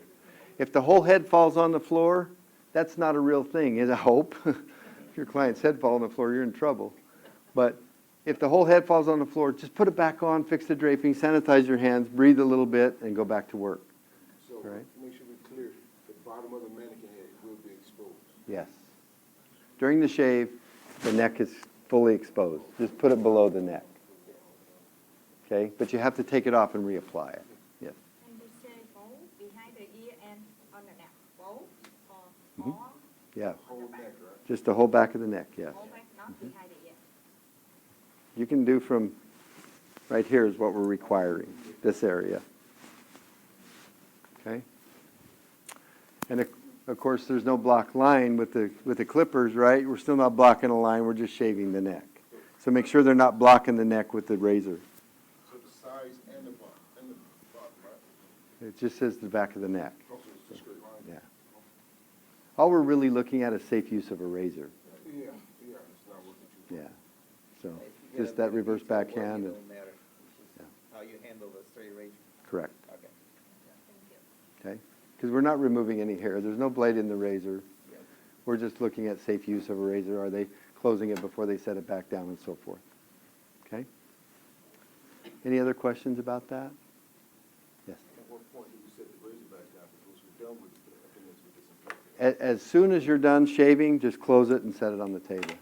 Oh, you don't put it in the bag as soon as we disinfect it? I would just set everything back on the table. Because the evaluation is, do they shut the razor, keep it safe? So just set it back on the table. They'll be given time to clean up in a little while. Okay? The check goes the same way. Hair in front of the ears is uniform. They have to leave a sideburn. That's the same as it is now, right? So everything's pretty much the same, other than they can use those tools any way they want, anywhere they want, and they have to shave the neck. That's the differences. Okay. Other than that, it's the same haircut. Okay. Okay? And it's the same check. They still have to cut a ½ inch off. They still have to do all those perimeters. That's when the mannequins come in real handy, you know. They don't usually argue. Don was in an exam in South Carolina, and a kid brought his dad as a model. And the kid went to shave, or to do the haircut, and the dad said, "Wait a minute, I'm growing a ponytail. You ain't cutting my hair." And he got up and left. Kids left there with no model at all. So, but they have to maintain the drape. That means the draping stays on. You know, it's where it's supposed to be. If it does slip down during the haircut onto the clamp, they fix it, right? And then at the shave, they undrape and redrape it onto the clamp, all right? And then everything, of course, that they do actually goes into the right bag, right? So when I sweep up my hair, it goes into my trash bag, okay? Before I hand the dustpan to the next person. A lot of them like to just sweep it in there and hand it to the next person, let them deal with it. But that's an infection control violation in the exam. And just to let you know, the one thing that's missing here, right now in the current exam, you have 2 task lines in each section. One says follows infection control procedures, and one says maintains the area safe, right? They talk about those 2 issues. And there's 1 task line in each section for each one of those. You don't see them here, do you? The reason being is every one of NIC's examinations now has removed those 2 task lines. There are now no statements under each task. So while I was shaving the neck, did I use infection control procedures, and was my work area safe? While I was cleaning up my hair, did I follow infection control? So they can miss each task for their behavior in infection control and safety. Does that make sense? So each task is now evaluated for infection control and safety. Yes? After you did the razor, you put in soil equipment, do we disinfect right away or you put it on the table? No, just set on the table. We haven't cleaned up yet. So all they're doing is they did the haircut, just set everything back on the table. Their clippers are there, right? Their combs, their shears, all that stuff is there. Okay? Now remember, we talked a little bit about using shears, didn't we? Now clippers, if I notch the head, I'm in trouble. That's an automatic cut, isn't it, on my client? But, you know, I want to be sure that if I do cut myself at any time, that I immediately go for my first aid kit and I end up with that Band-Aid and that glove or finger caught over the top. When I'm using my shears, there's a lot of safety to shears, isn't there? I have to palm my shears. In the barber exam, I have to hold my tools while I'm working. I can only set them down when I pick up another tool. So I have to hold my tools. In finger cutting and shears, I have to have my shears. In comb and shears, I have to be, using my safety procedures while I'm combing hair and so forth, all right? So those are the things you need to be aware of. So after you're finished with your shears, Just set them down. can you put them in items to be disinfected? Or The- can you start eliminating things? I wouldn't eliminate things here. Wait till they tell you to clean up. And when they tell you to clean up, it's only the hair, right? It's only the hair. So I'm getting the hair off the station. I might take the drape off and shake it and reapply the drape because that says I have to maintain a drape throughout that whole section, doesn't it? So when that examiner comes back around, it still has to have a drape on. We'll kind of just wipe that drape off. I would, yeah, just wipe it off. Make sure there's no hair on the drape. You probably shook it when you dropped it down if you were, and so it's already cleaned off. But make sure there's no hair on the table, on the drape, on the skin, or on the floor. Okay, so there is a formal instruction to clean up? 'Cause that's Yes, always been our that'll be experience. next. Yeah, and that's where we get the client change. That's something you're not used to with the barber exam that you're going to see this time. So just set things down when you're through with them. You're going to be told when to clean up. And the reason I say that is because they're graded differently if you clean them up here and do it wrong as in the cleanup section. So just, yeah. Yes? One more question. So once we do sit everything down, so I guess you just answered the more I think about it. I just wait. All right. Okay. Now we go into our second client, okay? So the first client we just said is set up for a haircut and the shave of the neck, and that's what they did. Now, you will break down your work area and dispose of supplies. So here's our cleanup, right? Used in the previous section of the examination. You'll prepare your work area for your new client. You'll set up the universal supplies you'll need for the rest of this, for this section, if there's any additional ones. And you'll prepare the client for a shave. So you're going to set up your shaving supplies, right? So what this is saying is clean up what I use for the haircut, my clippers, my combs, whatever, because it's a new client. Everything has to go away, right? And then I have to disinfect and then put out my supplies for the shave. So in this instance, really, most of what I have here, these have to go away, don't they? Into my items to be disinfected. My shears and my razor, they can go back in the case if I disinfect them first. If I wipe them off, then I can put them back in my disinfectable case, and I can put them into my to be disinfected bag. All right? Or I could just wipe them off and leave them on the station. Either way I want to do it, but I would get rid of them because you got a lot of stuff coming out in a minute. So just tell them to, if they don't want to drop them straight into a bag, wipe them off, put them back in the case. Always wipe them off, put them back in the case, and then put them in the disinfected bag. Okay?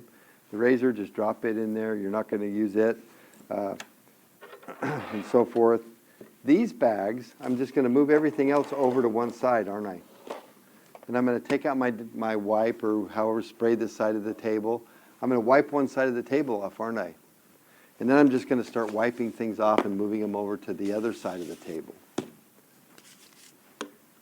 This bag of gloves I can simply wipe off, can't I? Now we don't expect them to totally disinfect everything. We want to represent that they know they have to wipe everything off before they move it over. Everything, right? They move it over here. Now I disinfect this side of the table, and now I'm free to move anything anywhere I want. Just a regular station turnover.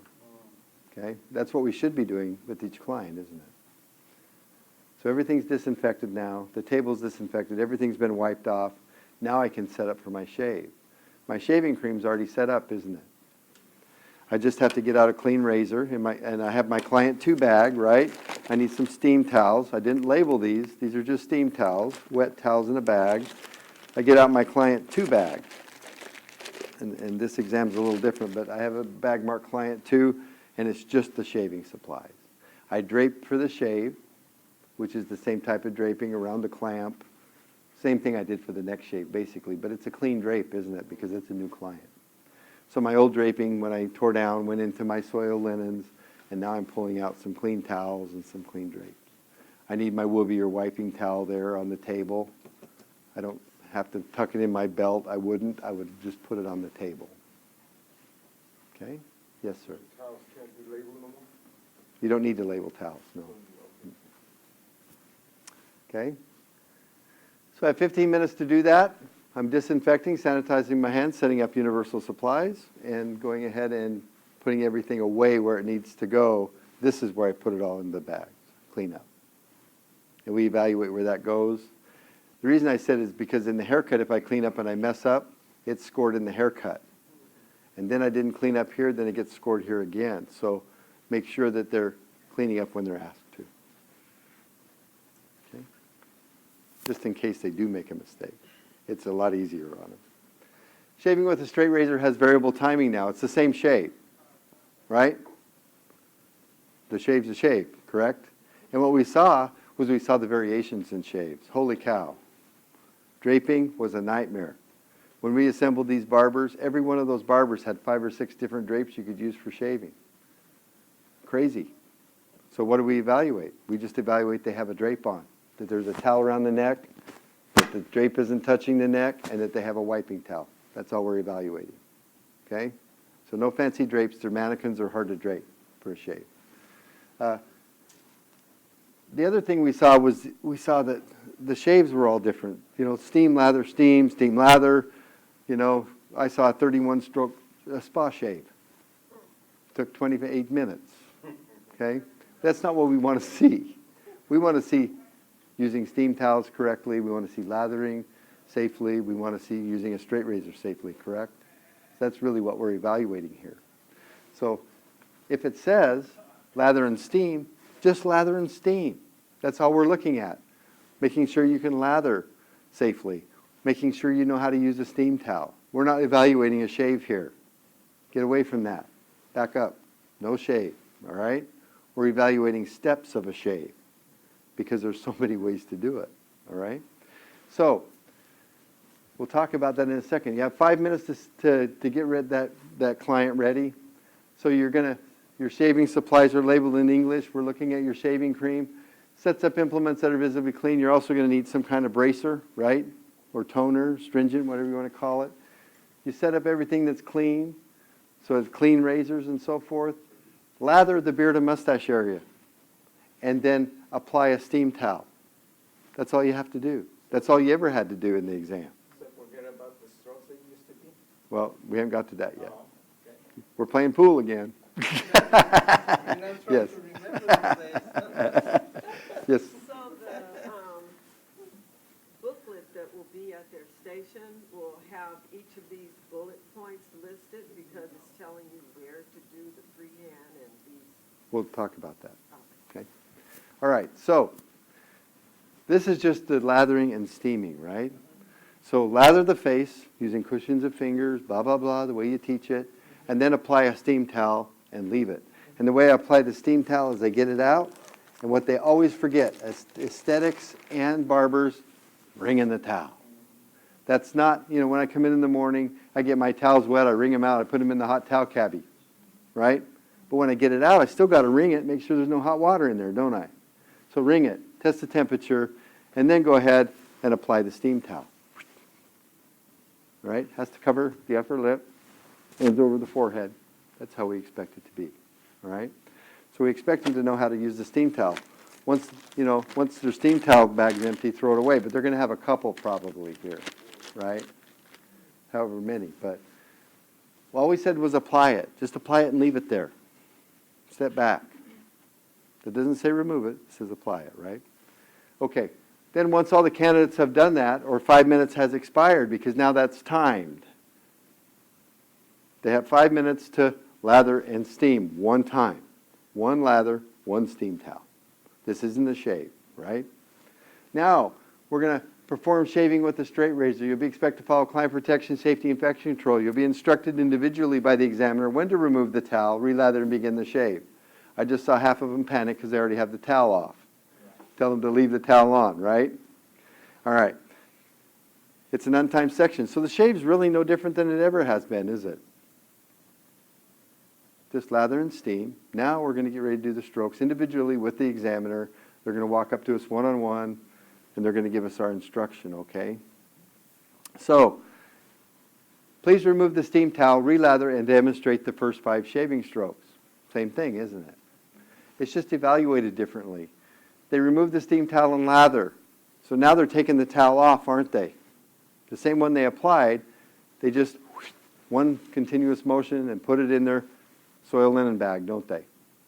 Well, this isn't continual wiping. This is just getting that initial softening lather off. They demonstrate a freehand stroke, or excuse me, they relather. They demonstrate a freehand stroke in areas 1, 3, and 4, a backhand in 2, and a reverse freehand in 5. Same 5 strokes. That's the only strokes barbers agree on. If they're left-handed, they can do them in the opposite. Yes, they can do them from the left hand. But what we're expecting to see is them to do stroke number 1. What you don't see here is what it is now. There's a lot of task lines, isn't there? What we're evaluating in each one of these strokes, stroke 1, we're looking at the stroke placement. We're looking at the position of the hand. We're looking at the angle of the blade. We're looking at the stretching.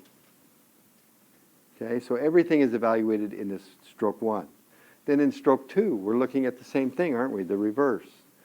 Stretching, blade angle, are they healing into the skin? Those types of things, all right? Then we go to stroke 3, correct? Down over the lip, stroke 3. And then 4. And then they step around to the back in stroke number 5, right? Oh, what's stroke number 5? All right? So they're not going to be told individually to do these strokes. Do 1, do 2, do 3. They're just told to do the first 5 strokes. Do stroke 1, stroke 2, stroke 3, stroke 4, and stroke 5.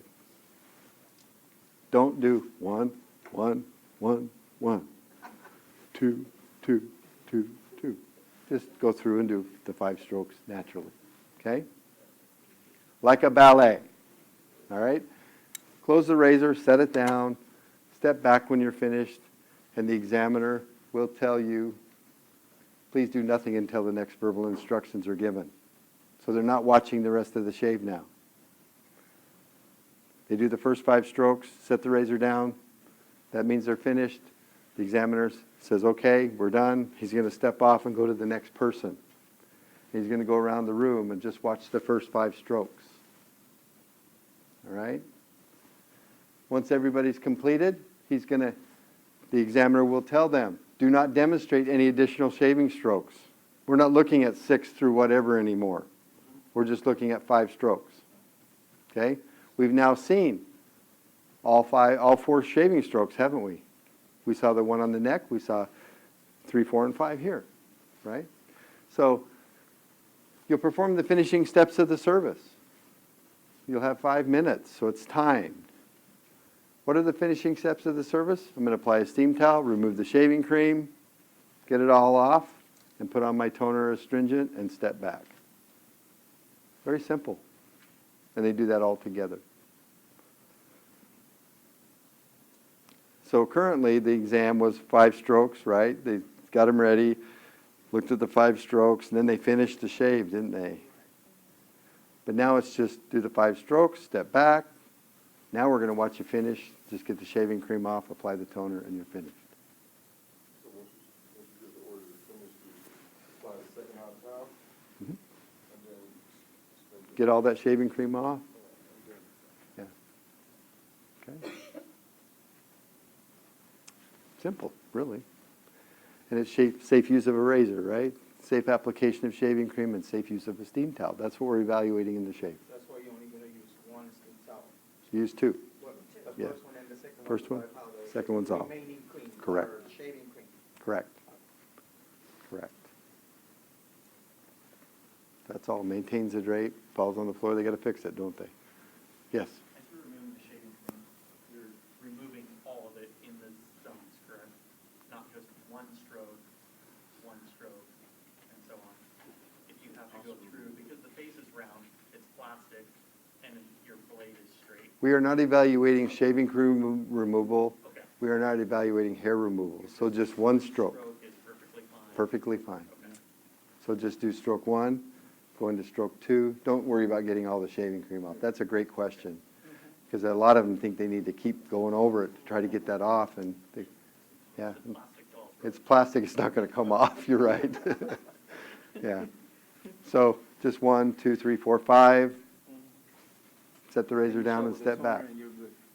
Yep. And the haircut head, you for shaving head or have to be different head? Same head? The mannequin head. You can use the same mannequin head for the haircut and the shave, yes. I had to think about that one for a minute. Yeah, you can in this exam. Yes. You're going to be changing heads now in the next section, but for the first two, yeah, use the same one. You'll need 2 mannequin heads for this exam. Okay? Blood exposure procedure. This is the same one that's in cosmetology, exactly. All right? So if you're currently teaching cosmetology, this is the same blood exposure. If not, I'm going to run through it. Blood exposure is a blood exposure again, isn't it? It's the same steps. So let's talk about it. In this one, they've cut their minor cut to your index finger. The injury is such you can continue with the service, so there's no mechanism of injury, is there? It says everything's clean here. Don't worry about cleaning your shears off, because they didn't say you cut it with your shears, did it? So what we're saying here is you have a clean station. Don't contaminate it with a blood exposure. All right? But I've cut my finger. That's an obstacle in itself because it's on myself, isn't it? And I can't put my bloody finger into this first aid kit. So I have to find a way to go through this. So they have 10 minutes. Blood exposure supplies are labeled in English. First aid, correct? That's English. Removes materials from first aid kit. So initially, I need to sanitize my hands, don't I? And I can never put this finger inside of that kit. So I either have to put a glove on and then sanitize. Don't ever sanitize and put a glove on. It doesn't work. Fingers are this long, Band-Aids sticking. We see it all the time. It looks like a taffy pulling contest. Simply put on the gloves, then sanitize the gloves. Okay? Or sanitize your hands and go in with one hand. Either way is fine. Yes, sir. So the injury is on the balls of the finger. It's on the finger. Because some students, they'll do it basically behind the index finger. Would that allow them to use balls of the fingers or just the balls? It says it's on the index finger. That could be anywhere on that finger. Or on the index finger. Yeah. Well, we see most of them do the end. And that's where I would do it. I would teach them to do it there. So 9 fingers allow. Yeah. Yeah, no thumb. Just these 2. Index. Index. These 2 fingers. Okay? When they do that, right? So then if it's like the balls, then they only use 9 fingers. Right, yeah. I got you, yeah. But they can also put it on the back. Mhm. Be allowed to use also fingers on the back. They can, no. This finger can never go inside that kit. I see what you're saying now, yeah. No, this finger can never be used in this. Okay, yes?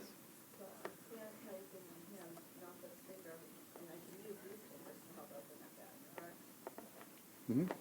I just can't touch it with this hand. Okay, with this finger. With this finger. Okay, so what I got to get out is a secondary bag. I have to get out some type of an antiseptic wipe, and I have to get out a bandage, correct? And then I shut this kit. I get it all out at once, and then close this and put it off to the side. All my supplies are here. Don't lay out a towel. Don't do all that drama, because everything I open from now on has to go inside of here, doesn't it? So I can open this bag up. These little half bags work pretty good. I open it up on the table, and now I get my alcohol prep out and I tear it open. This wrapper goes inside of here. See why I said to separate them? Because if I tear that in half, I can't put the other one back on the table. I have to put it in the bag. Everything I use from here on has to go in there. Everything I touch. Wipe it off, it goes in the bag. I get my bandage out, I tear it open.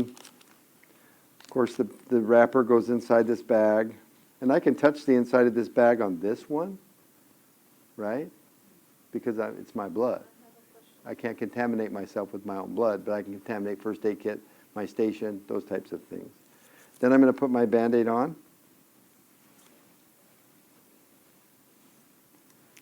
Then I'm going to get in my bag of gloves. I have to sanitize, don't I? And then I can get inside this bag of gloves. I can pull out a glove, or I could have pulled out a glove in the beginning. and I put the glove on. Do not, when you put a glove on, I saw this the other day, old trick. Right? No. Okay? Do not do that. And I put a glove on. So I've got the bandage on and I have a covering over it. That's how I want to end up. Okay? Yes? I have a question. When you open the kit, you have to put a glove on, right, because it's bleeding? No, I can sanitize. I can sanitize. I just can't ever put this finger that's bleeding inside that first aid kit. Okay, so, it doesn't matter if they put a glove on at first and then At first. open the kit and put it on? I, Does it matter? it's or- easier. It's easier to put a glove on, sanitize both hands, and then I don't have to worry about it. I can put anything I want in there, right? And then the first thing I would do is take the glove off and put it inside that bag. Yeah, So it's optional, they wouldn't take some points off or anything? no. Yes. Actually, that question, my finger's bleeding and my gloves in a Ziploc bag. So can I still use this finger? Yeah. Even though I ain't put no Band-Aid on Yeah. it? I sanitize both hands, right? But that's before. My, Not the initial. right, in the initial, yeah, I'm cut, right? I cut. Yeah, so I can sanitize my hands and go in here and get a glove out. Just keep my finger out of the way. Yeah, and I could actually get 2 gloves out at this point because I'm going to need 2, Yeah. right? So I can set 2 gloves out, zip this shut, put it back down. Now I can put my glove on, sanitize my, or, however you want to do Yeah. it.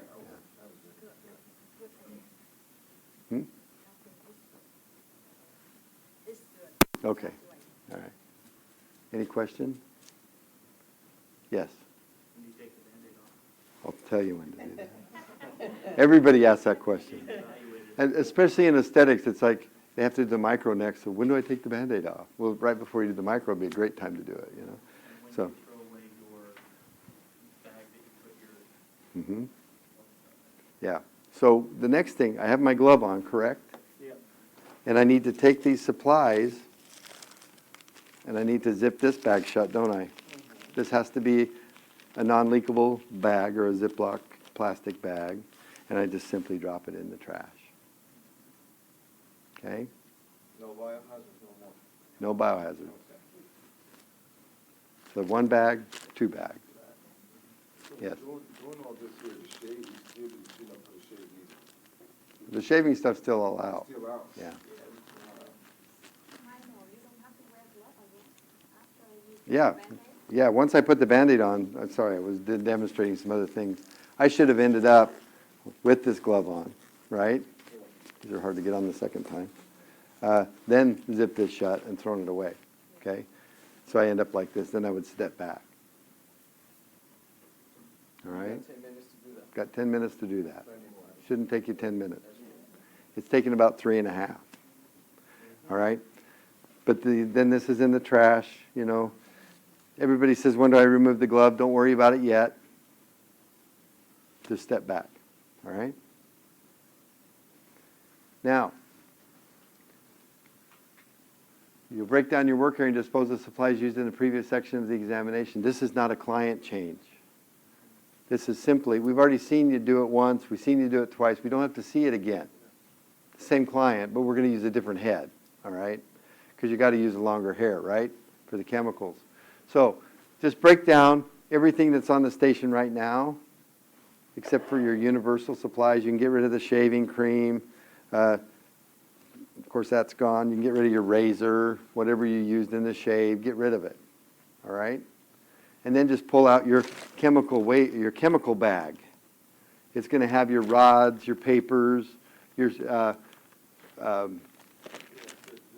fluid, color, and relaxer. All right, brushes, those types of things. Everything you're going to use in the chemical section should be in one bag. Just dump it out once you've cleaned up. You don't have to disinfect. Just dump it out, okay, and start sorting it out on the table so you can use it. So what this is like a 2-minute setup, all right? It's the same client. You're going to use a different head. You're going to have to drape them for chemicals, so you're going to have to use 2 towels. You can wrap it around the neck, put the drape on, do the flip over the head one, or you can do a clip under, clip over. Just have to use 2 cloth towels. That's the same with cosmetology, yes. Okay, so these last 5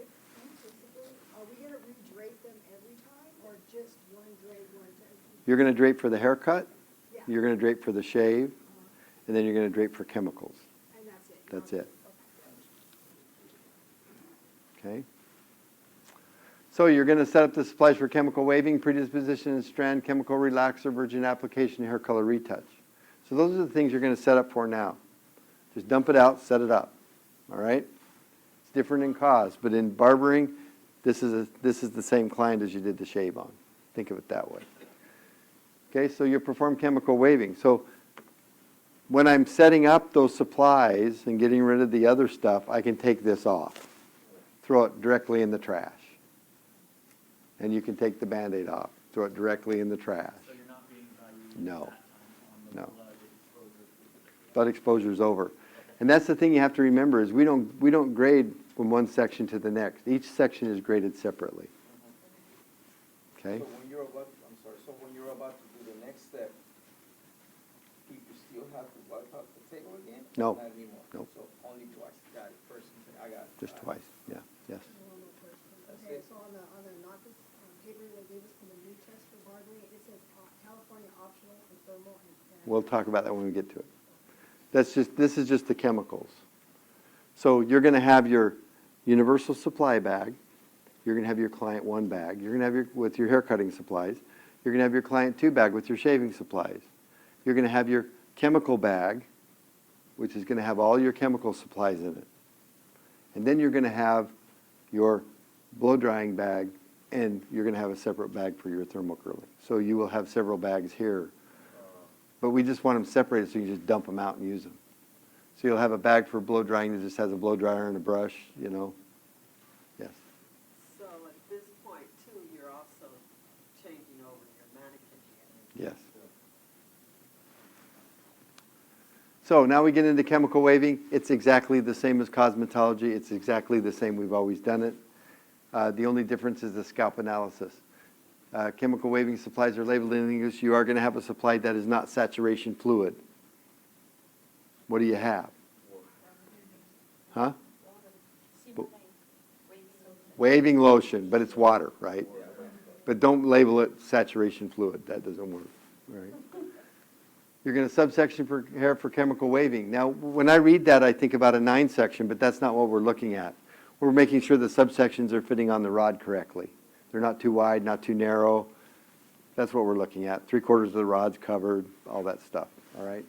So don't get tangled up in subsectioning. We're also looking at wrapping hair. That's all about the paper, isn't it? Is the paper pulled beyond the hair end? They can brick wrap, they can double wrap, they can, however they want to wrap's fine. Bookend, they just have to use a paper. Make sure they're wetting the paper, you know, before they wrap. Make sure they're wrapping them underhand like they're supposed to. So they're going to go from crown to nape. This is the same in cause. I'm not going to go over it again. Crown to nape. Don't start here, start here. This is where I always tell them, don't look around the room, because they step back, somebody's rolling the front and they panic, so they start rolling the front, right? Don't. Just do what you're taught, right? And don't take the rods down until you're told to. Correct rod base placement. This is what really makes me sad, but they'll do a perfect wrap from crown to nape, and they get to the last 2 rods. I don't know whether they get nervous. People are finishing, so they just want to finish faster. They wrap 2 thick rods on the bottom, and they'll miss it. Or they'll rush through it, you know, and do 2, you know, maybe they're doing them on base, they do 2 off base rods because they don't lean the head forward. They're going to miss that task. Just tell them to keep going the way they're going. Don't worry about the time, and just finish. Okay? Don't get nervous, because they're going to get graded off if they do those things. So that's what it's about. And don't tell them to do anything fancy in any of these exams. All right? Yeah, they can flip their shears if they want, but it's all fun and games till somebody gets their eye poked out, right? So in the chemical waving, wrap them all on base or all off base, one or the other. Don't do any fancy patterns, just a basic wrap. I suggest on base, it's the easiest. All right? So from crown to nape on base, step back. All right? That's about the, you know, where they're not putting too much tension across the bands and that sort of thing. That's what all about the rod-based placement. All right? Yes. If they wrap nape to crown, does that also? That's fine. That's just the area we tell them. They can start at the bottom if that's the way you teach them. Yeah. Okay? All right. The examiner will then, once everybody's finished, we always wait for the timing or for everybody to finish. Usually this will go the full time, especially in barbering. But I let you know chemical waving's coming back, folks. So if you're not teaching it, you know, be sure and be teaching it. It's interesting to see what's happened to barbering. Barbering's reinvented itself, and it's exciting because it was dying off, wasn't it? And all of a sudden we're seeing barber colleges open all over the country. 3 in Utah this year. A couple in Nevada now. They only had 1 forever. Now they got 3. You know, programs in community colleges are opening up, but we're seeing a different type of barber. We're seeing the guys that, not the traditional barber wearing the bow ties and so forth. We're seeing the guys with the tattoos and the, you know, and they're exciting. They're artistic barbers. They're cutting the, you know, the designs in the head and things, and it's just awesome to watch this whole thing just recreate, you know. But they still got to learn how to cut curly hair. They still got to learn how to cut straight hair. They still got to learn how to use shears. They're barbers, right? So just understand that. They still got to learn the chemicals here in California, all right? So make sure that they're getting through that. You're teaching them a good wrap. The examiner is going to come up and say, please demonstrate saturation. That would be applying protective cream or cotton. Cotton is the easiest. I would just apply cotton here. Just my suggestion. Just wrap those rods with cotton. Forget about the protective cream. One or the other, okay? And the examiner can see the cotton, just use cotton. Unless you absolutely want to use protective cream. If you do, wait for the examiner to come over before you put any on, right? Yes? So I've had a graduate go back or go to the state board and say that they skipped someone next to her because they said she wasn't ready, and the girl had not put on her cotton and protective cream before they got to her. Okay, that's something we'll talk to them about. Okay, so is that something they need to wait until they're told to demonstrate saturation? Yes. Okay. Yes. So that, okay. Now, cotton I can see. Gloves I can see. Protective cream I can't. Right, Yeah. right. That's why I say use cotton. And they could apply that, you know, when they're through with their wrap, if they get done in time, yeah, they could put some gloves on and put the cotton on, but I would wait until the examiner's standing And there. around the actual rods, not around the hairline? Correct, yes. Wait, repeat what you just said? If they get done with the wrap really early, some of them decide to put the cotton on and put their gloves on and then step back. That's not wrong, but I would wait. Just do what you're told in each section. Like, you know, just like Leslie said, the number 1 safety procedure that we follow is instructions. And this exam does test you on following instructions. Yeah. Yes? She said, you said it's okay to wrap the rods, not the headline? Yeah, just wrap the rods. Just put that cotton right around that back section. Yes? Is that different than it was? Because before it was one little piece at the bottom, last rod. That, okay. The minimum requirement, you're exactly right. The minimum requirement is to either put cotton or protective cream under the bottom rod. That's the minimum. So that's still correct, yes. To put All right. the base from corner to corner, Yeah, and then put the rods around, the cotton around. if you prefer to do that, yes.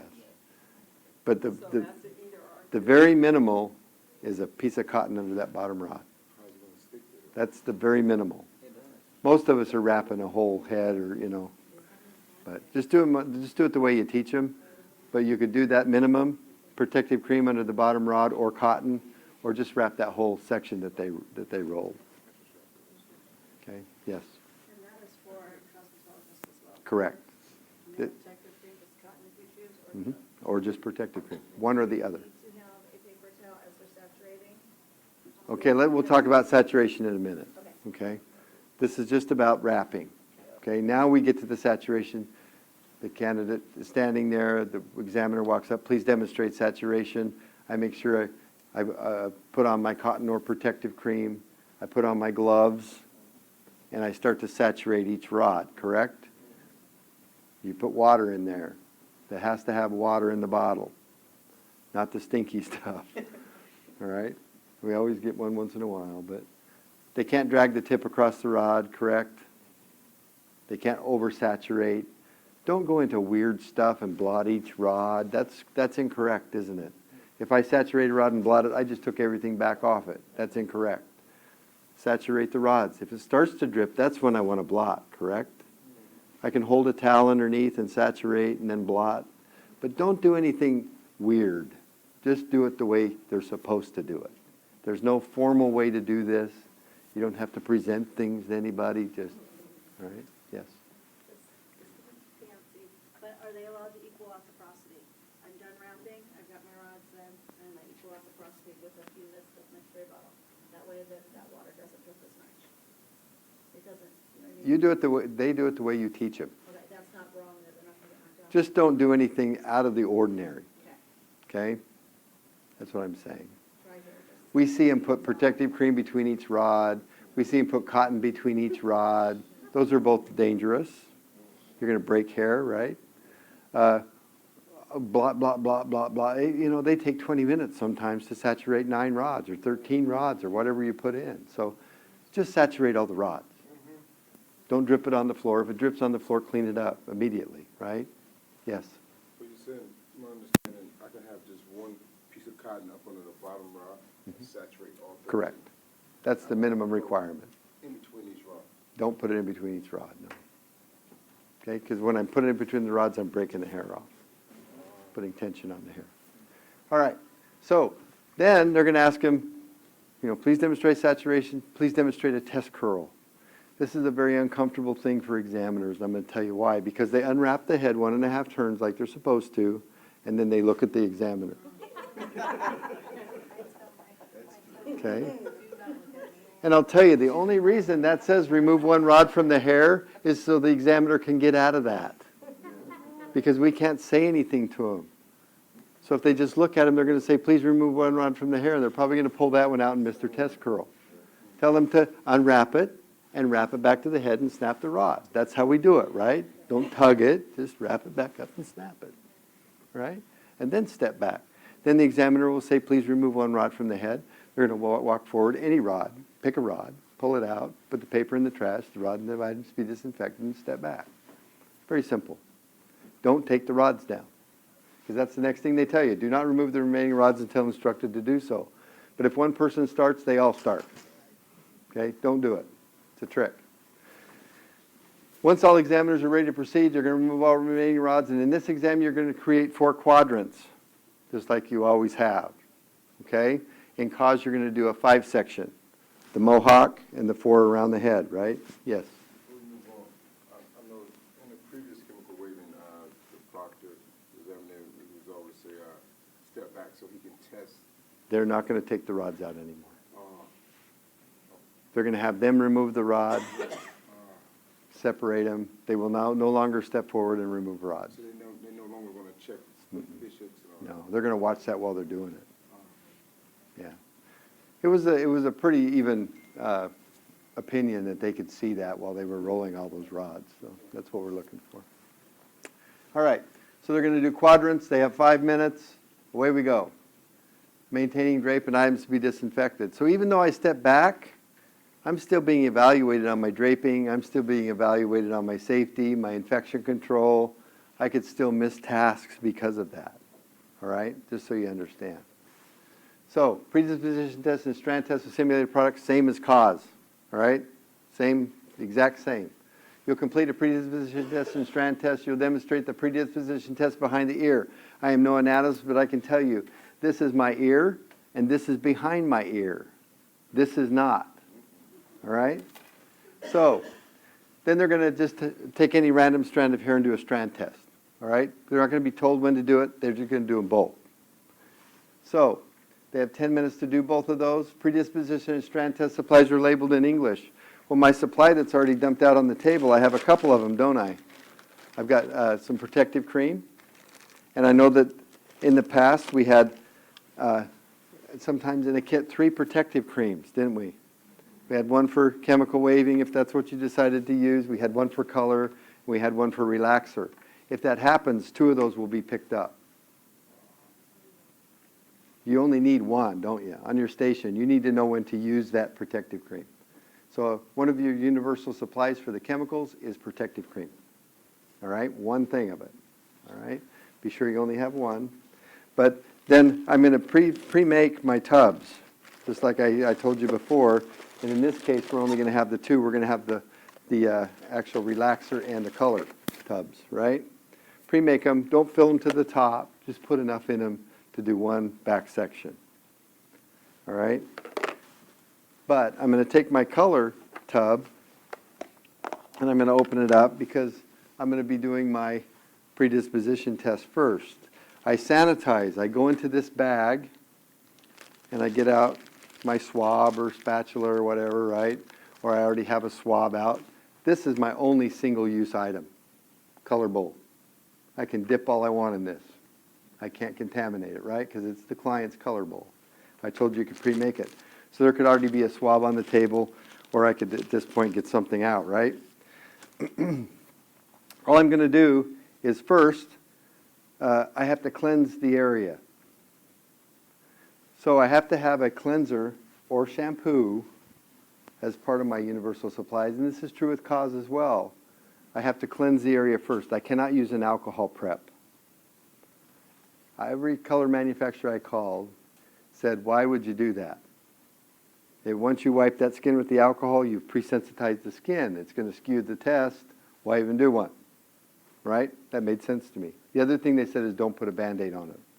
The adhesive will react to the color too. So I have to cleanse the area with shampoo or cleanser. The great thing is when I stayed at my hotel last night, I got a free shampoo with my $100 room. Okay? These work great. Just empty them out, put water in them, and mark it cleanser. Okay? These work great. So I'm going to cleanse it, wipe it. Then I'm going to take my spatula, swab, whatever, dip it in my color, dab it behind the ear, throw that in the trash, and I'm finished with that, aren't I? That's all I had to do. Yes? Oh, yes, you have to wear gloves. Mm-hmm. These are the things we expect them to already know. Okay? Yes? Okay, so you have the spatula, you're going to put the spatula on that skin, or are you going to put it, the spatula, the product that's on the spatula on your actual glove? No, I could just put it on a swab and wipe it on the skin, or just put it, all I have to do is put a little bit of color behind the ear, and I could do it with a spatula. Yeah. Q-tip's fine. Swab, any of those is fine. I apply the cleansing product on a cotton swab, or? No, you could apply it to a cotton swab and put it on there, then wipe it dry. Yeah, just be sure they cleanse and dry, and then apply the color. Same with cause, right? Okay, then I'm going to do my strand test, and my strand test, one of the books, and I'm not sure about the Barber book, but it says they can pull up to 1 inch. They can't pull over 1 inch. Now, I wouldn't want to fill 1 inch, so I use a strand. And that's what you're teaching. Anywhere. It doesn't have to be inconspicuous strand. Just pull a strand off the head. All right? Pull your strand. You're going to apply the color however you want to apply it. All right? You're going to spray some water on it and wipe it off with a paper towel. Throw the paper towel away. Very simple. All of the product that you would put on that strand, just wipe it off. Wipe it off. And you don't have to wrap it in enough foil, just let it. I can do it on my glove. I can do it on foil. I can bring a color board if I want to really get fancy, right? But I could just do it on my glove. That's fine. However you teach them to do a strand test is fine. But if they use a foil and they put it on the foil, fold the foil, unfold the foil. Foil on, foil off, right? Throw the foil away and then spray it and wipe it off. They step back and they don't ever take it off. So make sure they're taking the foil off and wiping, washing and cleaning, okay? All right. That's it. They step back. Pretty simple, really. Then we go into the chemical relaxer. Now, the relaxer Barbers felt was a little different, so it's different in Barber than it is Cause. In Cause, we're going to do it one-on-one. In Barber, we're going to do a whole back section, okay? So they're going to close this. Make sure you, and this is the same with Cause, make sure you get rid of the brush, okay? Put your brush into your items to be disinfected. You're just going to set the color off to the side, get your relaxer out, get a clean brush out, right, for the relaxer. But they're going to do one of the back quadrants in relaxer. They have 15 minutes. Are the supplies labeled? Are the implements clean? That's when if they leave a dirty brush out, they're going to miss that. So tell them to always get rid of the dirty brushes when they're finished with them, all right? Subsections, hair for relaxer application. So that's the proper subsections. They're going to apply the relaxer product and then maintain drape. So same as cause. I'm doing a mid-shaft, aren't I? Then I'm going back from the scalp into the mid-shaft. And then I can either apply the ends and then smooth with the back of a comb, flat brush, right? I mean, I could apply each section, then go back and smooth. Or I could just simply apply mid-shaft from the scalp out and then pull through with my fingers, flip it up, do the next one. Okay? But they're going to, in Barber, they're going to do the full back section, one or the other. Okay? And in cause, you're just going to do it one-on-one, one subsection. Yes? So you said a new application, before I was training to just do half and touch the scalp, when it touch the ends, flip it up. Now you said we need to smooth it out before we flip it. Well, you can do the whole section and then go back and smooth. Yeah. Either way you want to do it. Either way to teach it, just make sure those steps are followed. And for Cosmos, they'll do the midsection, go to the scalp, then. They can pull or they can do the ends and smooth either way. Yeah. Yes, So they can use their hands to. absolutely. Mhm. Is the examiner gonna come in and say, hey, demonstrate the smoothing, or it No. just have to do it? We don't tell them to demonstrate smoothing anymore. Okay. That's the smoothest from the scalp to the end, right? Correct. Whole Through the quadrant. ends, yes. Through the end, through the whole quadrant. Yeah, none of this stuff. Yeah. Yeah. When you apply from scalp to the end, not through the end. But when you smooth through the end. Through the ends, yes. But when you apply not through the end, to the end. Right. Okay, thank you. So I could do I don't even need to apply the ends, I can pull through with my fingers. Yeah. Depending on how you apply it. That's how I apply it. But In Cosmo, you do chemical whipping and virgin license. we'll go through that in a minute. Yes, somebody over here had a question? All right, perfect. Yeah, we'll kind of go through this in a minute on cause. All right, then hair color application. Again, this is the same as cosmetology. They're going to do the other back section, 1-inch regrowth. They have to use, now in the relaxer I had to use protective cream and I had to wear gloves, didn't I? And in the color I have to apply protective cream and wear gloves. Correct? I don't have to change gloves. I can just keep sanitizing the same pair of gloves. You've got this bag of gloves. If they break one, yeah, then replace it. But they only have to wear one pair of gloves. Yeah. Yes. So on the protective cream on the relaxers for the Cosmos, are you protective cream just that strand area, or are you doing that? You can do the entire head, same with Barber. You can do around the whole head, or you can just do around the subsection, or in the Barber case, the quadrant.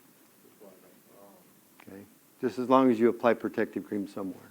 And not the internal subsection. No, just the outside. Yes. Yeah, it's a non-base relaxer technically. So, and then of course the hair color, you're just going to apply 1 inch out. You're going to wear your gloves, apply your protective cream. You're going to outline at some point, but you're just going to do one back section. For the retouch, 2 inches up, say we do the whole section? You're going to do you're going to do 1 in relaxer and 1 in color.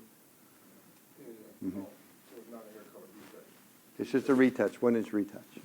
1 inch, so just Yeah. Whoops. Oh, I did it now.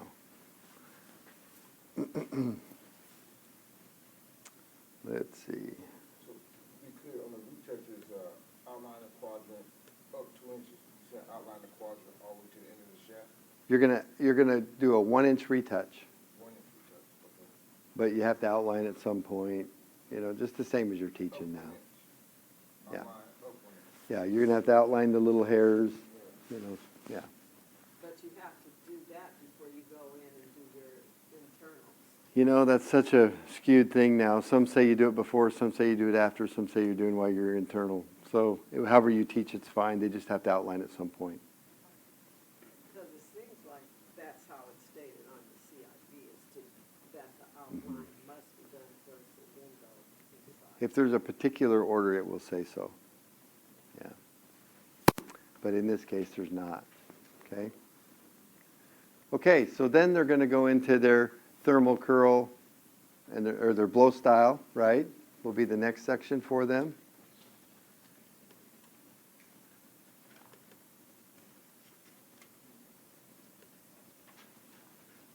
So again, you're going to have the blow style bag or the blow dry styling bag.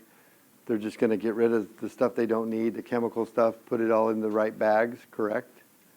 Because they have a 2-minute setup here, 2 minutes to set up the supplies for blow drying. So just get rid of the supplies they don't need, get rid of all the dirty brushes, and then put out your blow dry supplies, okay? Blow drying didn't change. You'll perform blow drying. You'll prepare your client for the service, so you're just going to drape them for a blow dry. Here, just use a non-meltable drape. Then you can use the same draping for thermal curling, okay? Still let them stay draped. Yeah. They have to take the chemical drape off because that will melt in thermal curling. But take the chemical drape off, redrape it just for a, a haircut drape. It's fine. They're going to blow one front quadrant using a brush. All right, so one or the other, one side or the other, because you got goop back here, right? So we're going to do one side or the other with the blow style. So they wet it, blow dry it out. Control hair with brush. Final result of blow drying. That doesn't mean we're going to come and check it. That just means, did they do everything the way we asked them to do? Did they do the front quadrant? Did they blah, blah, blah, blah, blah, right? Okay. And then we go into thermal curling. It's the same way. It's a 2-minute setup, so you're going to get rid of the blow style stuff if you want. If it's in the way, you can go ahead and get rid of it. Whoops. What am I doing here?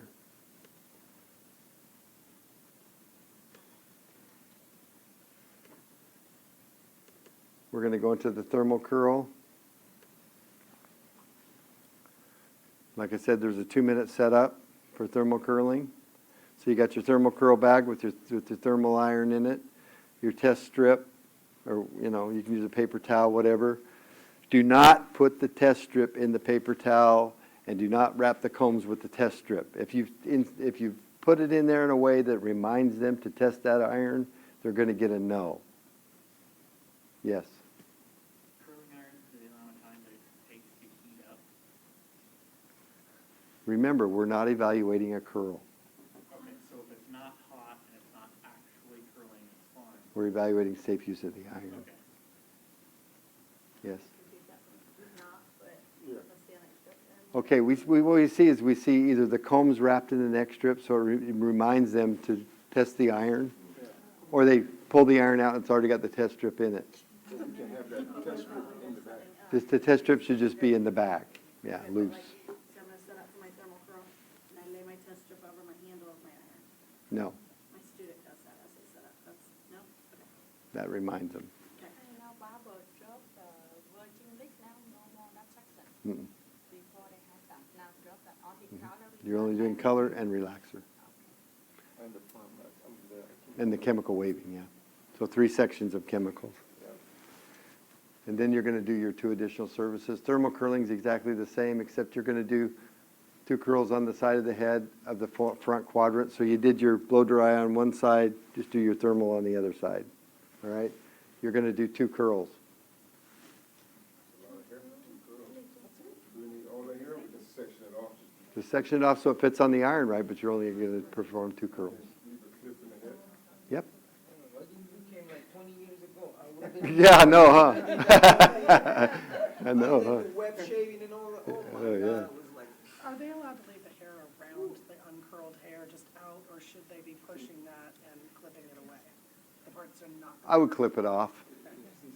Just cleans it up, It's wet, though. You got to remember, you've already done that section, so it's wet. It's got goop in it, probably cholesterol. So they can probably just comb it off to the side, and it'll stay. So you're right, yeah. I'm still thinking of cause, but yeah, in this exam, they could just do that. And then they're just going to do 2 curls, right? Form 2 curls on the top of the head, 2 curls on one side of the head. So 2 curls on one side of the head, 2 curls up here. You're going to do 4. Okay. Yeah. You have the whole front of the head, right? We blow dry styled this side of the head. So we technically have this part of the head. So just do 2 up here. Yeah, 2 up here and 2 off here. Sorry. They have to completely dry. They're going to wet and dry one side of the head, not the top, just one side, from the center part down. And then they're going to do 2 curls on top of the head, 2 curls on the other, whatever side. This hair's gonna be hanging, okay. Okay. They have 10 minutes, test the temperature. Remember, they have to pass something through. This click, click, click, click, click thing doesn't work. Don't worry about the examiner seeing it. The same with cause. Just clip it in there, pull it through, and throw it away. First time, then put it in the hair, and you don't test it again, just one time. Okay? Make sure they're not burning themselves, smacking that mannequin in the face with the iron, you know, not strangling them with the cord. That's the things we're looking for. Yes? I have one question. So, when we section the hair in 4, it's gonna be wet, right? Mhm. Section in the beginning. Now we're down to the thermal curl section. Can we do the curl, because that, technically, that side we gotta do the thermal curls on, it's still gonna be kinda damp. I know we're not getting evaluated on the curl, but it'll still be kinda hard. I wonder if we do the curl on the blow dry side or not? You can do the curl on the blow dry side, yeah. And you can do 2 on top, right? And then 2 on the side. With the hair that's already been blow dry. Yeah. Just as long as there's 2 up here and 2 on one side. So, okay. So that, They can be vertical, horizontal, on base, off base. so if I got a mannequin, if I got a clip there, I'm still fine? Yeah. Okay. Yeah, there's none of that technical stuff. Yeah, that's fine. So the mannequins all look like a total mess with like the back. Yeah. Yep, it's going to be messy. Now it's gonna look weird, huh? Yeah. So tell them, don't curl this section, they just put the cholesterol in. It's, yeah.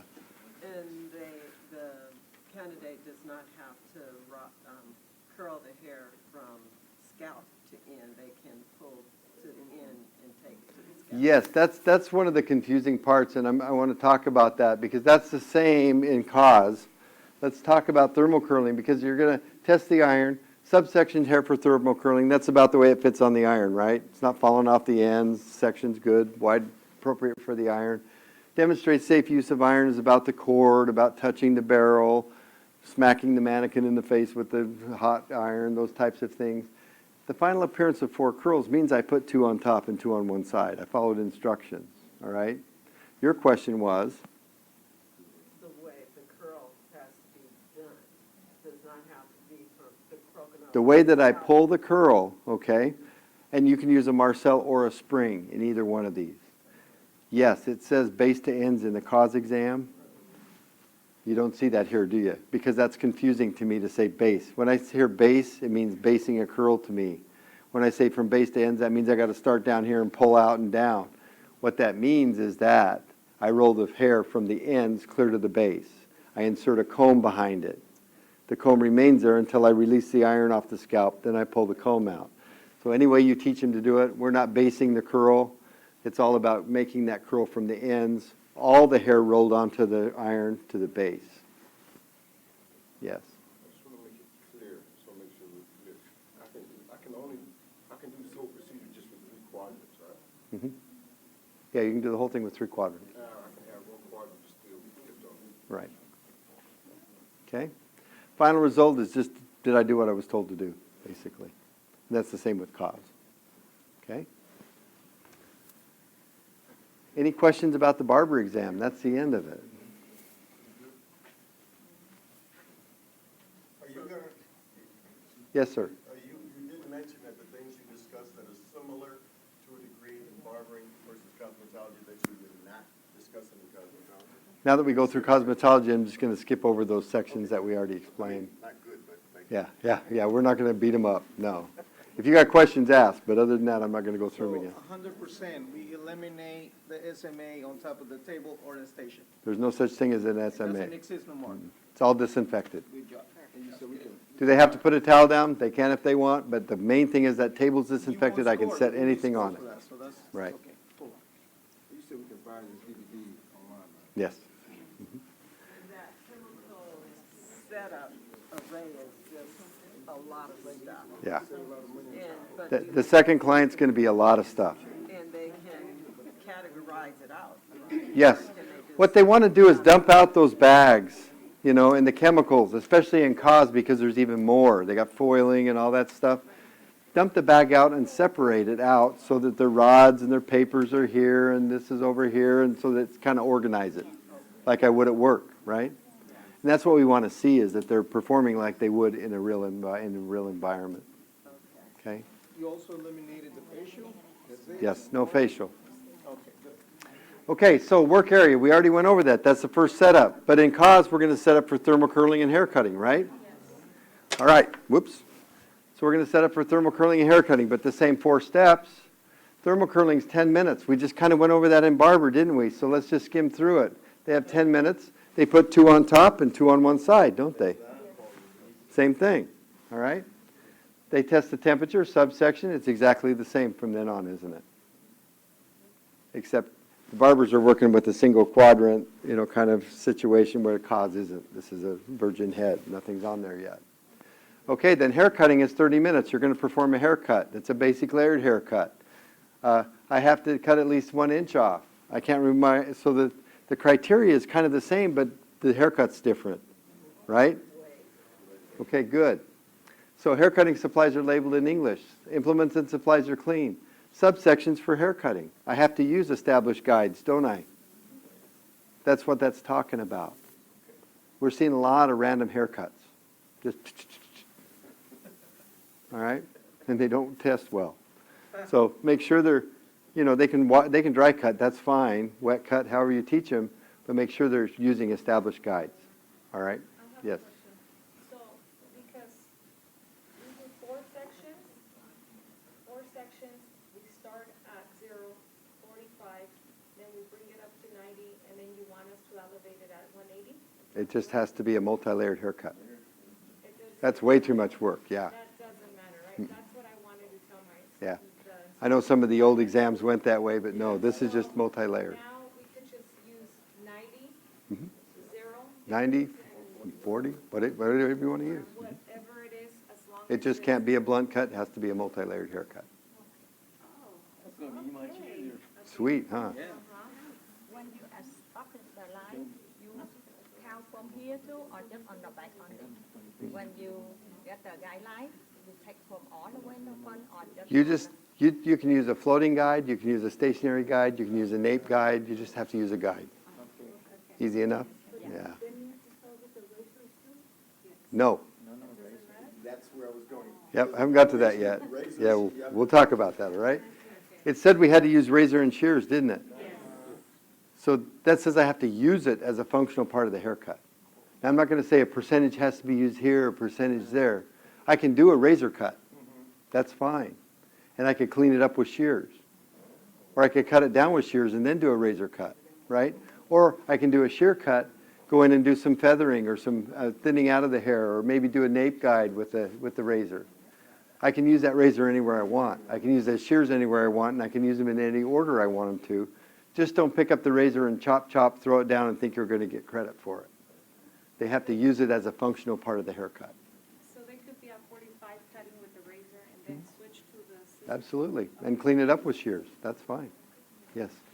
They are using the razor to for their one length, and then they go back with their shears for their layers.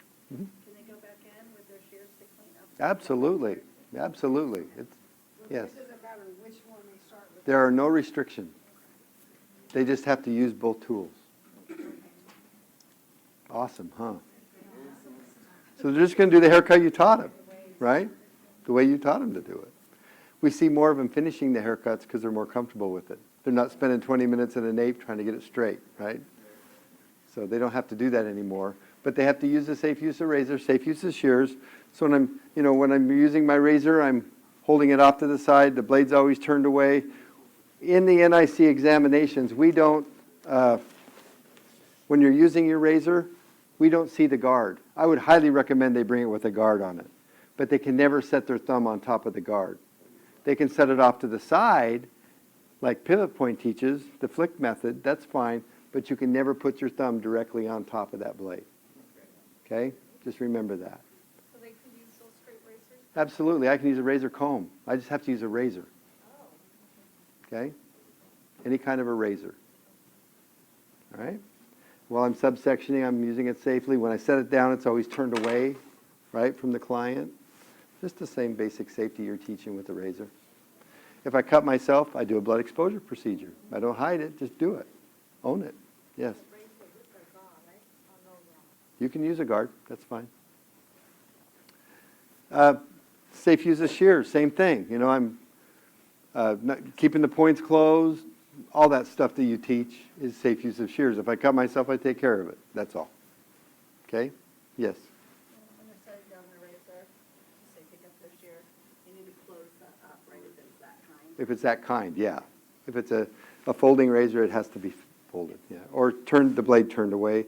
But once they're finished, it needs to be folded. Because that's how they work. Piggybacking off of that, should they even be putting it in to be disinfected or wait until the absolute? Just wait and clean up when we tell you to clean up. Don't put anything away here, okay? It's just going to help them with their scoring a little bit. And just keep them organized. You know, if they always get used to cleaning up, then sometimes they clean up things they're not supposed to, so just leave it. All right? Okay. Then after the haircuts are finished, we're going to check them the exact same way. We're going to come up to each candidate. You know, we're going to check the nape. We're going to check the sides. We're going to check the blending. Right? Please hand me your comb. The same scenario as always. All right? Then the examiner is going to come back around and check the cleanup. Very simple. Oh, I have one question. Yes. The hair, we're not longer, you mentioned it with the barbers, do it in their own trash. Yes. Okay, there's no, only for hair or trash can? No, just put it in their own trash. Their own trash. Yeah, don't wander around the room with the dustpan. Okay. Just dump it in your trash. That, it's been like that? It's been like that for a while, but I know a lot of them are using the trash cans in the rooms. Yeah. Just use your own trash bag, yeah. But it's better than, okay. Then you don't have to worry about it blowing out or anything. Just dump it in there and hand it off. Okay? And don't bring your own brooms. Okay? Because there's nowhere to put them. You know, some of them like to bring those little swisher brooms with a dustpan. Then what do they do with it? They put it back in their kit. Then they get marked off for it. So just use the brooms that are there. And I would say that's probably pretty close to unacceptable amount of hair, wouldn't you say? A full head haircut, that's fine hair, I know. But the examiner would probably have to take a pretty good look at that to see if they really cut an inch off all over the head, right?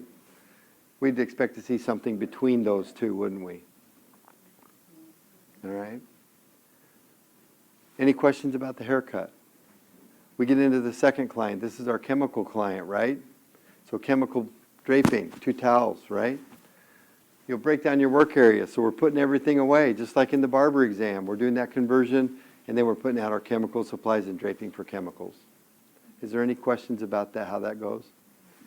Because Don's just going to whip through these too. Yes? I've been told by some of my students that they're asked to set up on their manicure table. They're what? Their manicure table as opposed to their spaces. They set up on the manicure table here? Yeah, they can use the manicure table if they wish. Oh, but there's no right or wrong for that, whichever's more comfortable. Okay, perfect. Yes. And I think it goes a little bit of what she was asking. I've had someone tell me that they had to keep the mannequin facing the mirror at all times. No. So I think that's why the students were using manicure tables, so they can turn their head. Okay. Yep. Yeah, they can move that head all they want. Whoops, chemical waving, we already went over that. Oh, go ahead.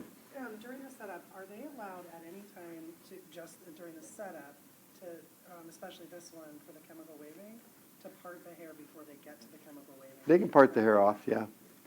We require a 9 section, just part off that back panel. Right, they are allowed to. Yeah, part they it can that part would be off, yeah. considered part of the next. Right. Okay. Yeah, yeah, they can subsection it off if they, or part it off if they want. Just don't start into the subsectioning. All right. That's that nice C shape, right? No loose, tight rods. This is where they get in trouble when they wrap them upside down because they're all flopping all over the place, right? And then saturation, test curl goes the same as Barber, all right? The only difference is when they remove the rods, they make that 5 section, don't they? The mohawk and the 4 quadrants. Okay? Then we get into the predisposition and strand test. We went over that. Any questions about that? The highlighting with foil virgin application with colored simulated product. When we say colored product, and this is true with Barber too, if you're using a dark-haired mannequin, like on your hair, I could see cholesterol. It's colored, right? If on my old blonde hair, I can't see cholesterol, so put something in it so the examiner can see it. That's all we're asking, okay? That's what we mean by that. But they're going to place 4 foils on top of the head. It's a virgin application from front hairline to the apex.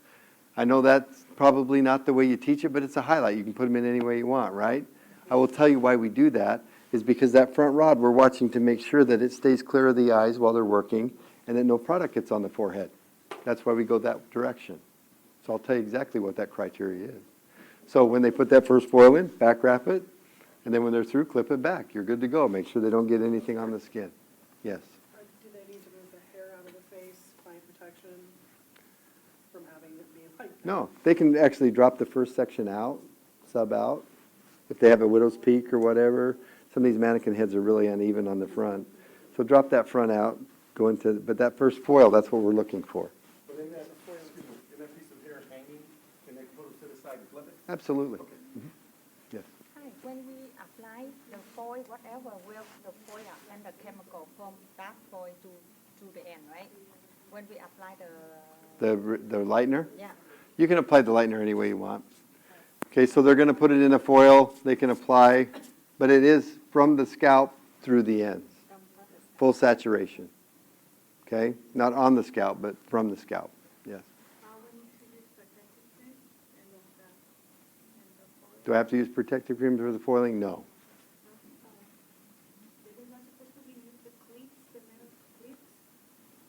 We don't evaluate that in this. We evaluate that in the relaxer. But technically, no. You just shouldn't be using metal clips. Yeah. They shouldn't be using for chemical waving. Any of the chemicals, technically, you should be using metal When clips. you're talking about the foil that you're looking at this part, you're talking about that to leave it down or to flip it a little bit to fold it? I would fold it, Right? back Okay. fold it. Just for Yeah. the eye protection, that's safety. Keep it out of the eyes. Okay. And then when you're through, clip it up. Make sure there's no product on the forehead. Okay, oh, okay, I got it. So unlike the perm where you could go either direction, this does require front. This requires from front to back, yes. Okay? Yes. And the subtraction of lightening can be a quarter inch or subtraction how thick? Like Just like the book teaches it. yes, I think it's an 1/8 to 1/4 of an inch. 1/8 or quarter inch, okay? Yeah. So when they're finished with the foils, do they leave them going back? I would clip them back. Oh, Yeah. So what it says is that the subsections for highlighting with foils are correct, and they use correct foil placement, so the foils are tight to the head and so forth. The whole hair is contained in there. They're not oozing. That's what the examiner is going to look for. They're going to come over and take out one foil from each one of the mannequin heads, and they're going to look for that stuff. Make sure there's good saturation. Make sure the foil's not oozing, those types of things. They're going to hand that foil back to the candidate. That's not a trick. Tell them to take the foil and put it in the trash. You go to hand stuff back, they're like, no. Yeah. Any questions about that? You don't need protective cream for that? We don't require protective cream. If you tell them to apply it, then apply it. But we don't evaluate protective cream here. We evaluate another section. Okay? All right. The hair color retouch, exactly like the Barber. The virgin relaxer application is different. It's one single subsection. The examiner comes up one-on-one. What I would tell you to do is just pull one subsection, apply one subsection. Don't pull one and then pull two and then pull three. The examiner will walk off. Just pull one off anywhere on the head, okay? Apply your mid from the scalp out, pull through however you teach it. Just one, then step back. You put But they have to have protective cream on. protective cream around the head, then protective cream on the subsection. on the No, scalp. just one or the other. Only one. So take the scalp off, Yeah. no more. They just have to apply protective cream somewhere around that, around the head or around that subsection. Okay. Okay.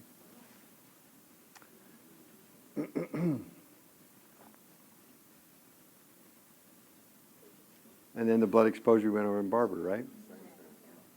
Okay, so Don's going to go over Aesthetics and nails, that's where you're going to learn about your facial and your, of course, the facial works a little differently in aesthetics, but it's the same steps, right? It's just a basic facial. Follow the task lines, and you'll be fine. Be sure they're wringing the towels, all that sort of thing. And then the sculptured nail, sculptured nail, right? He'll go over nails as well. Okay? All right, so let's skip right to that then.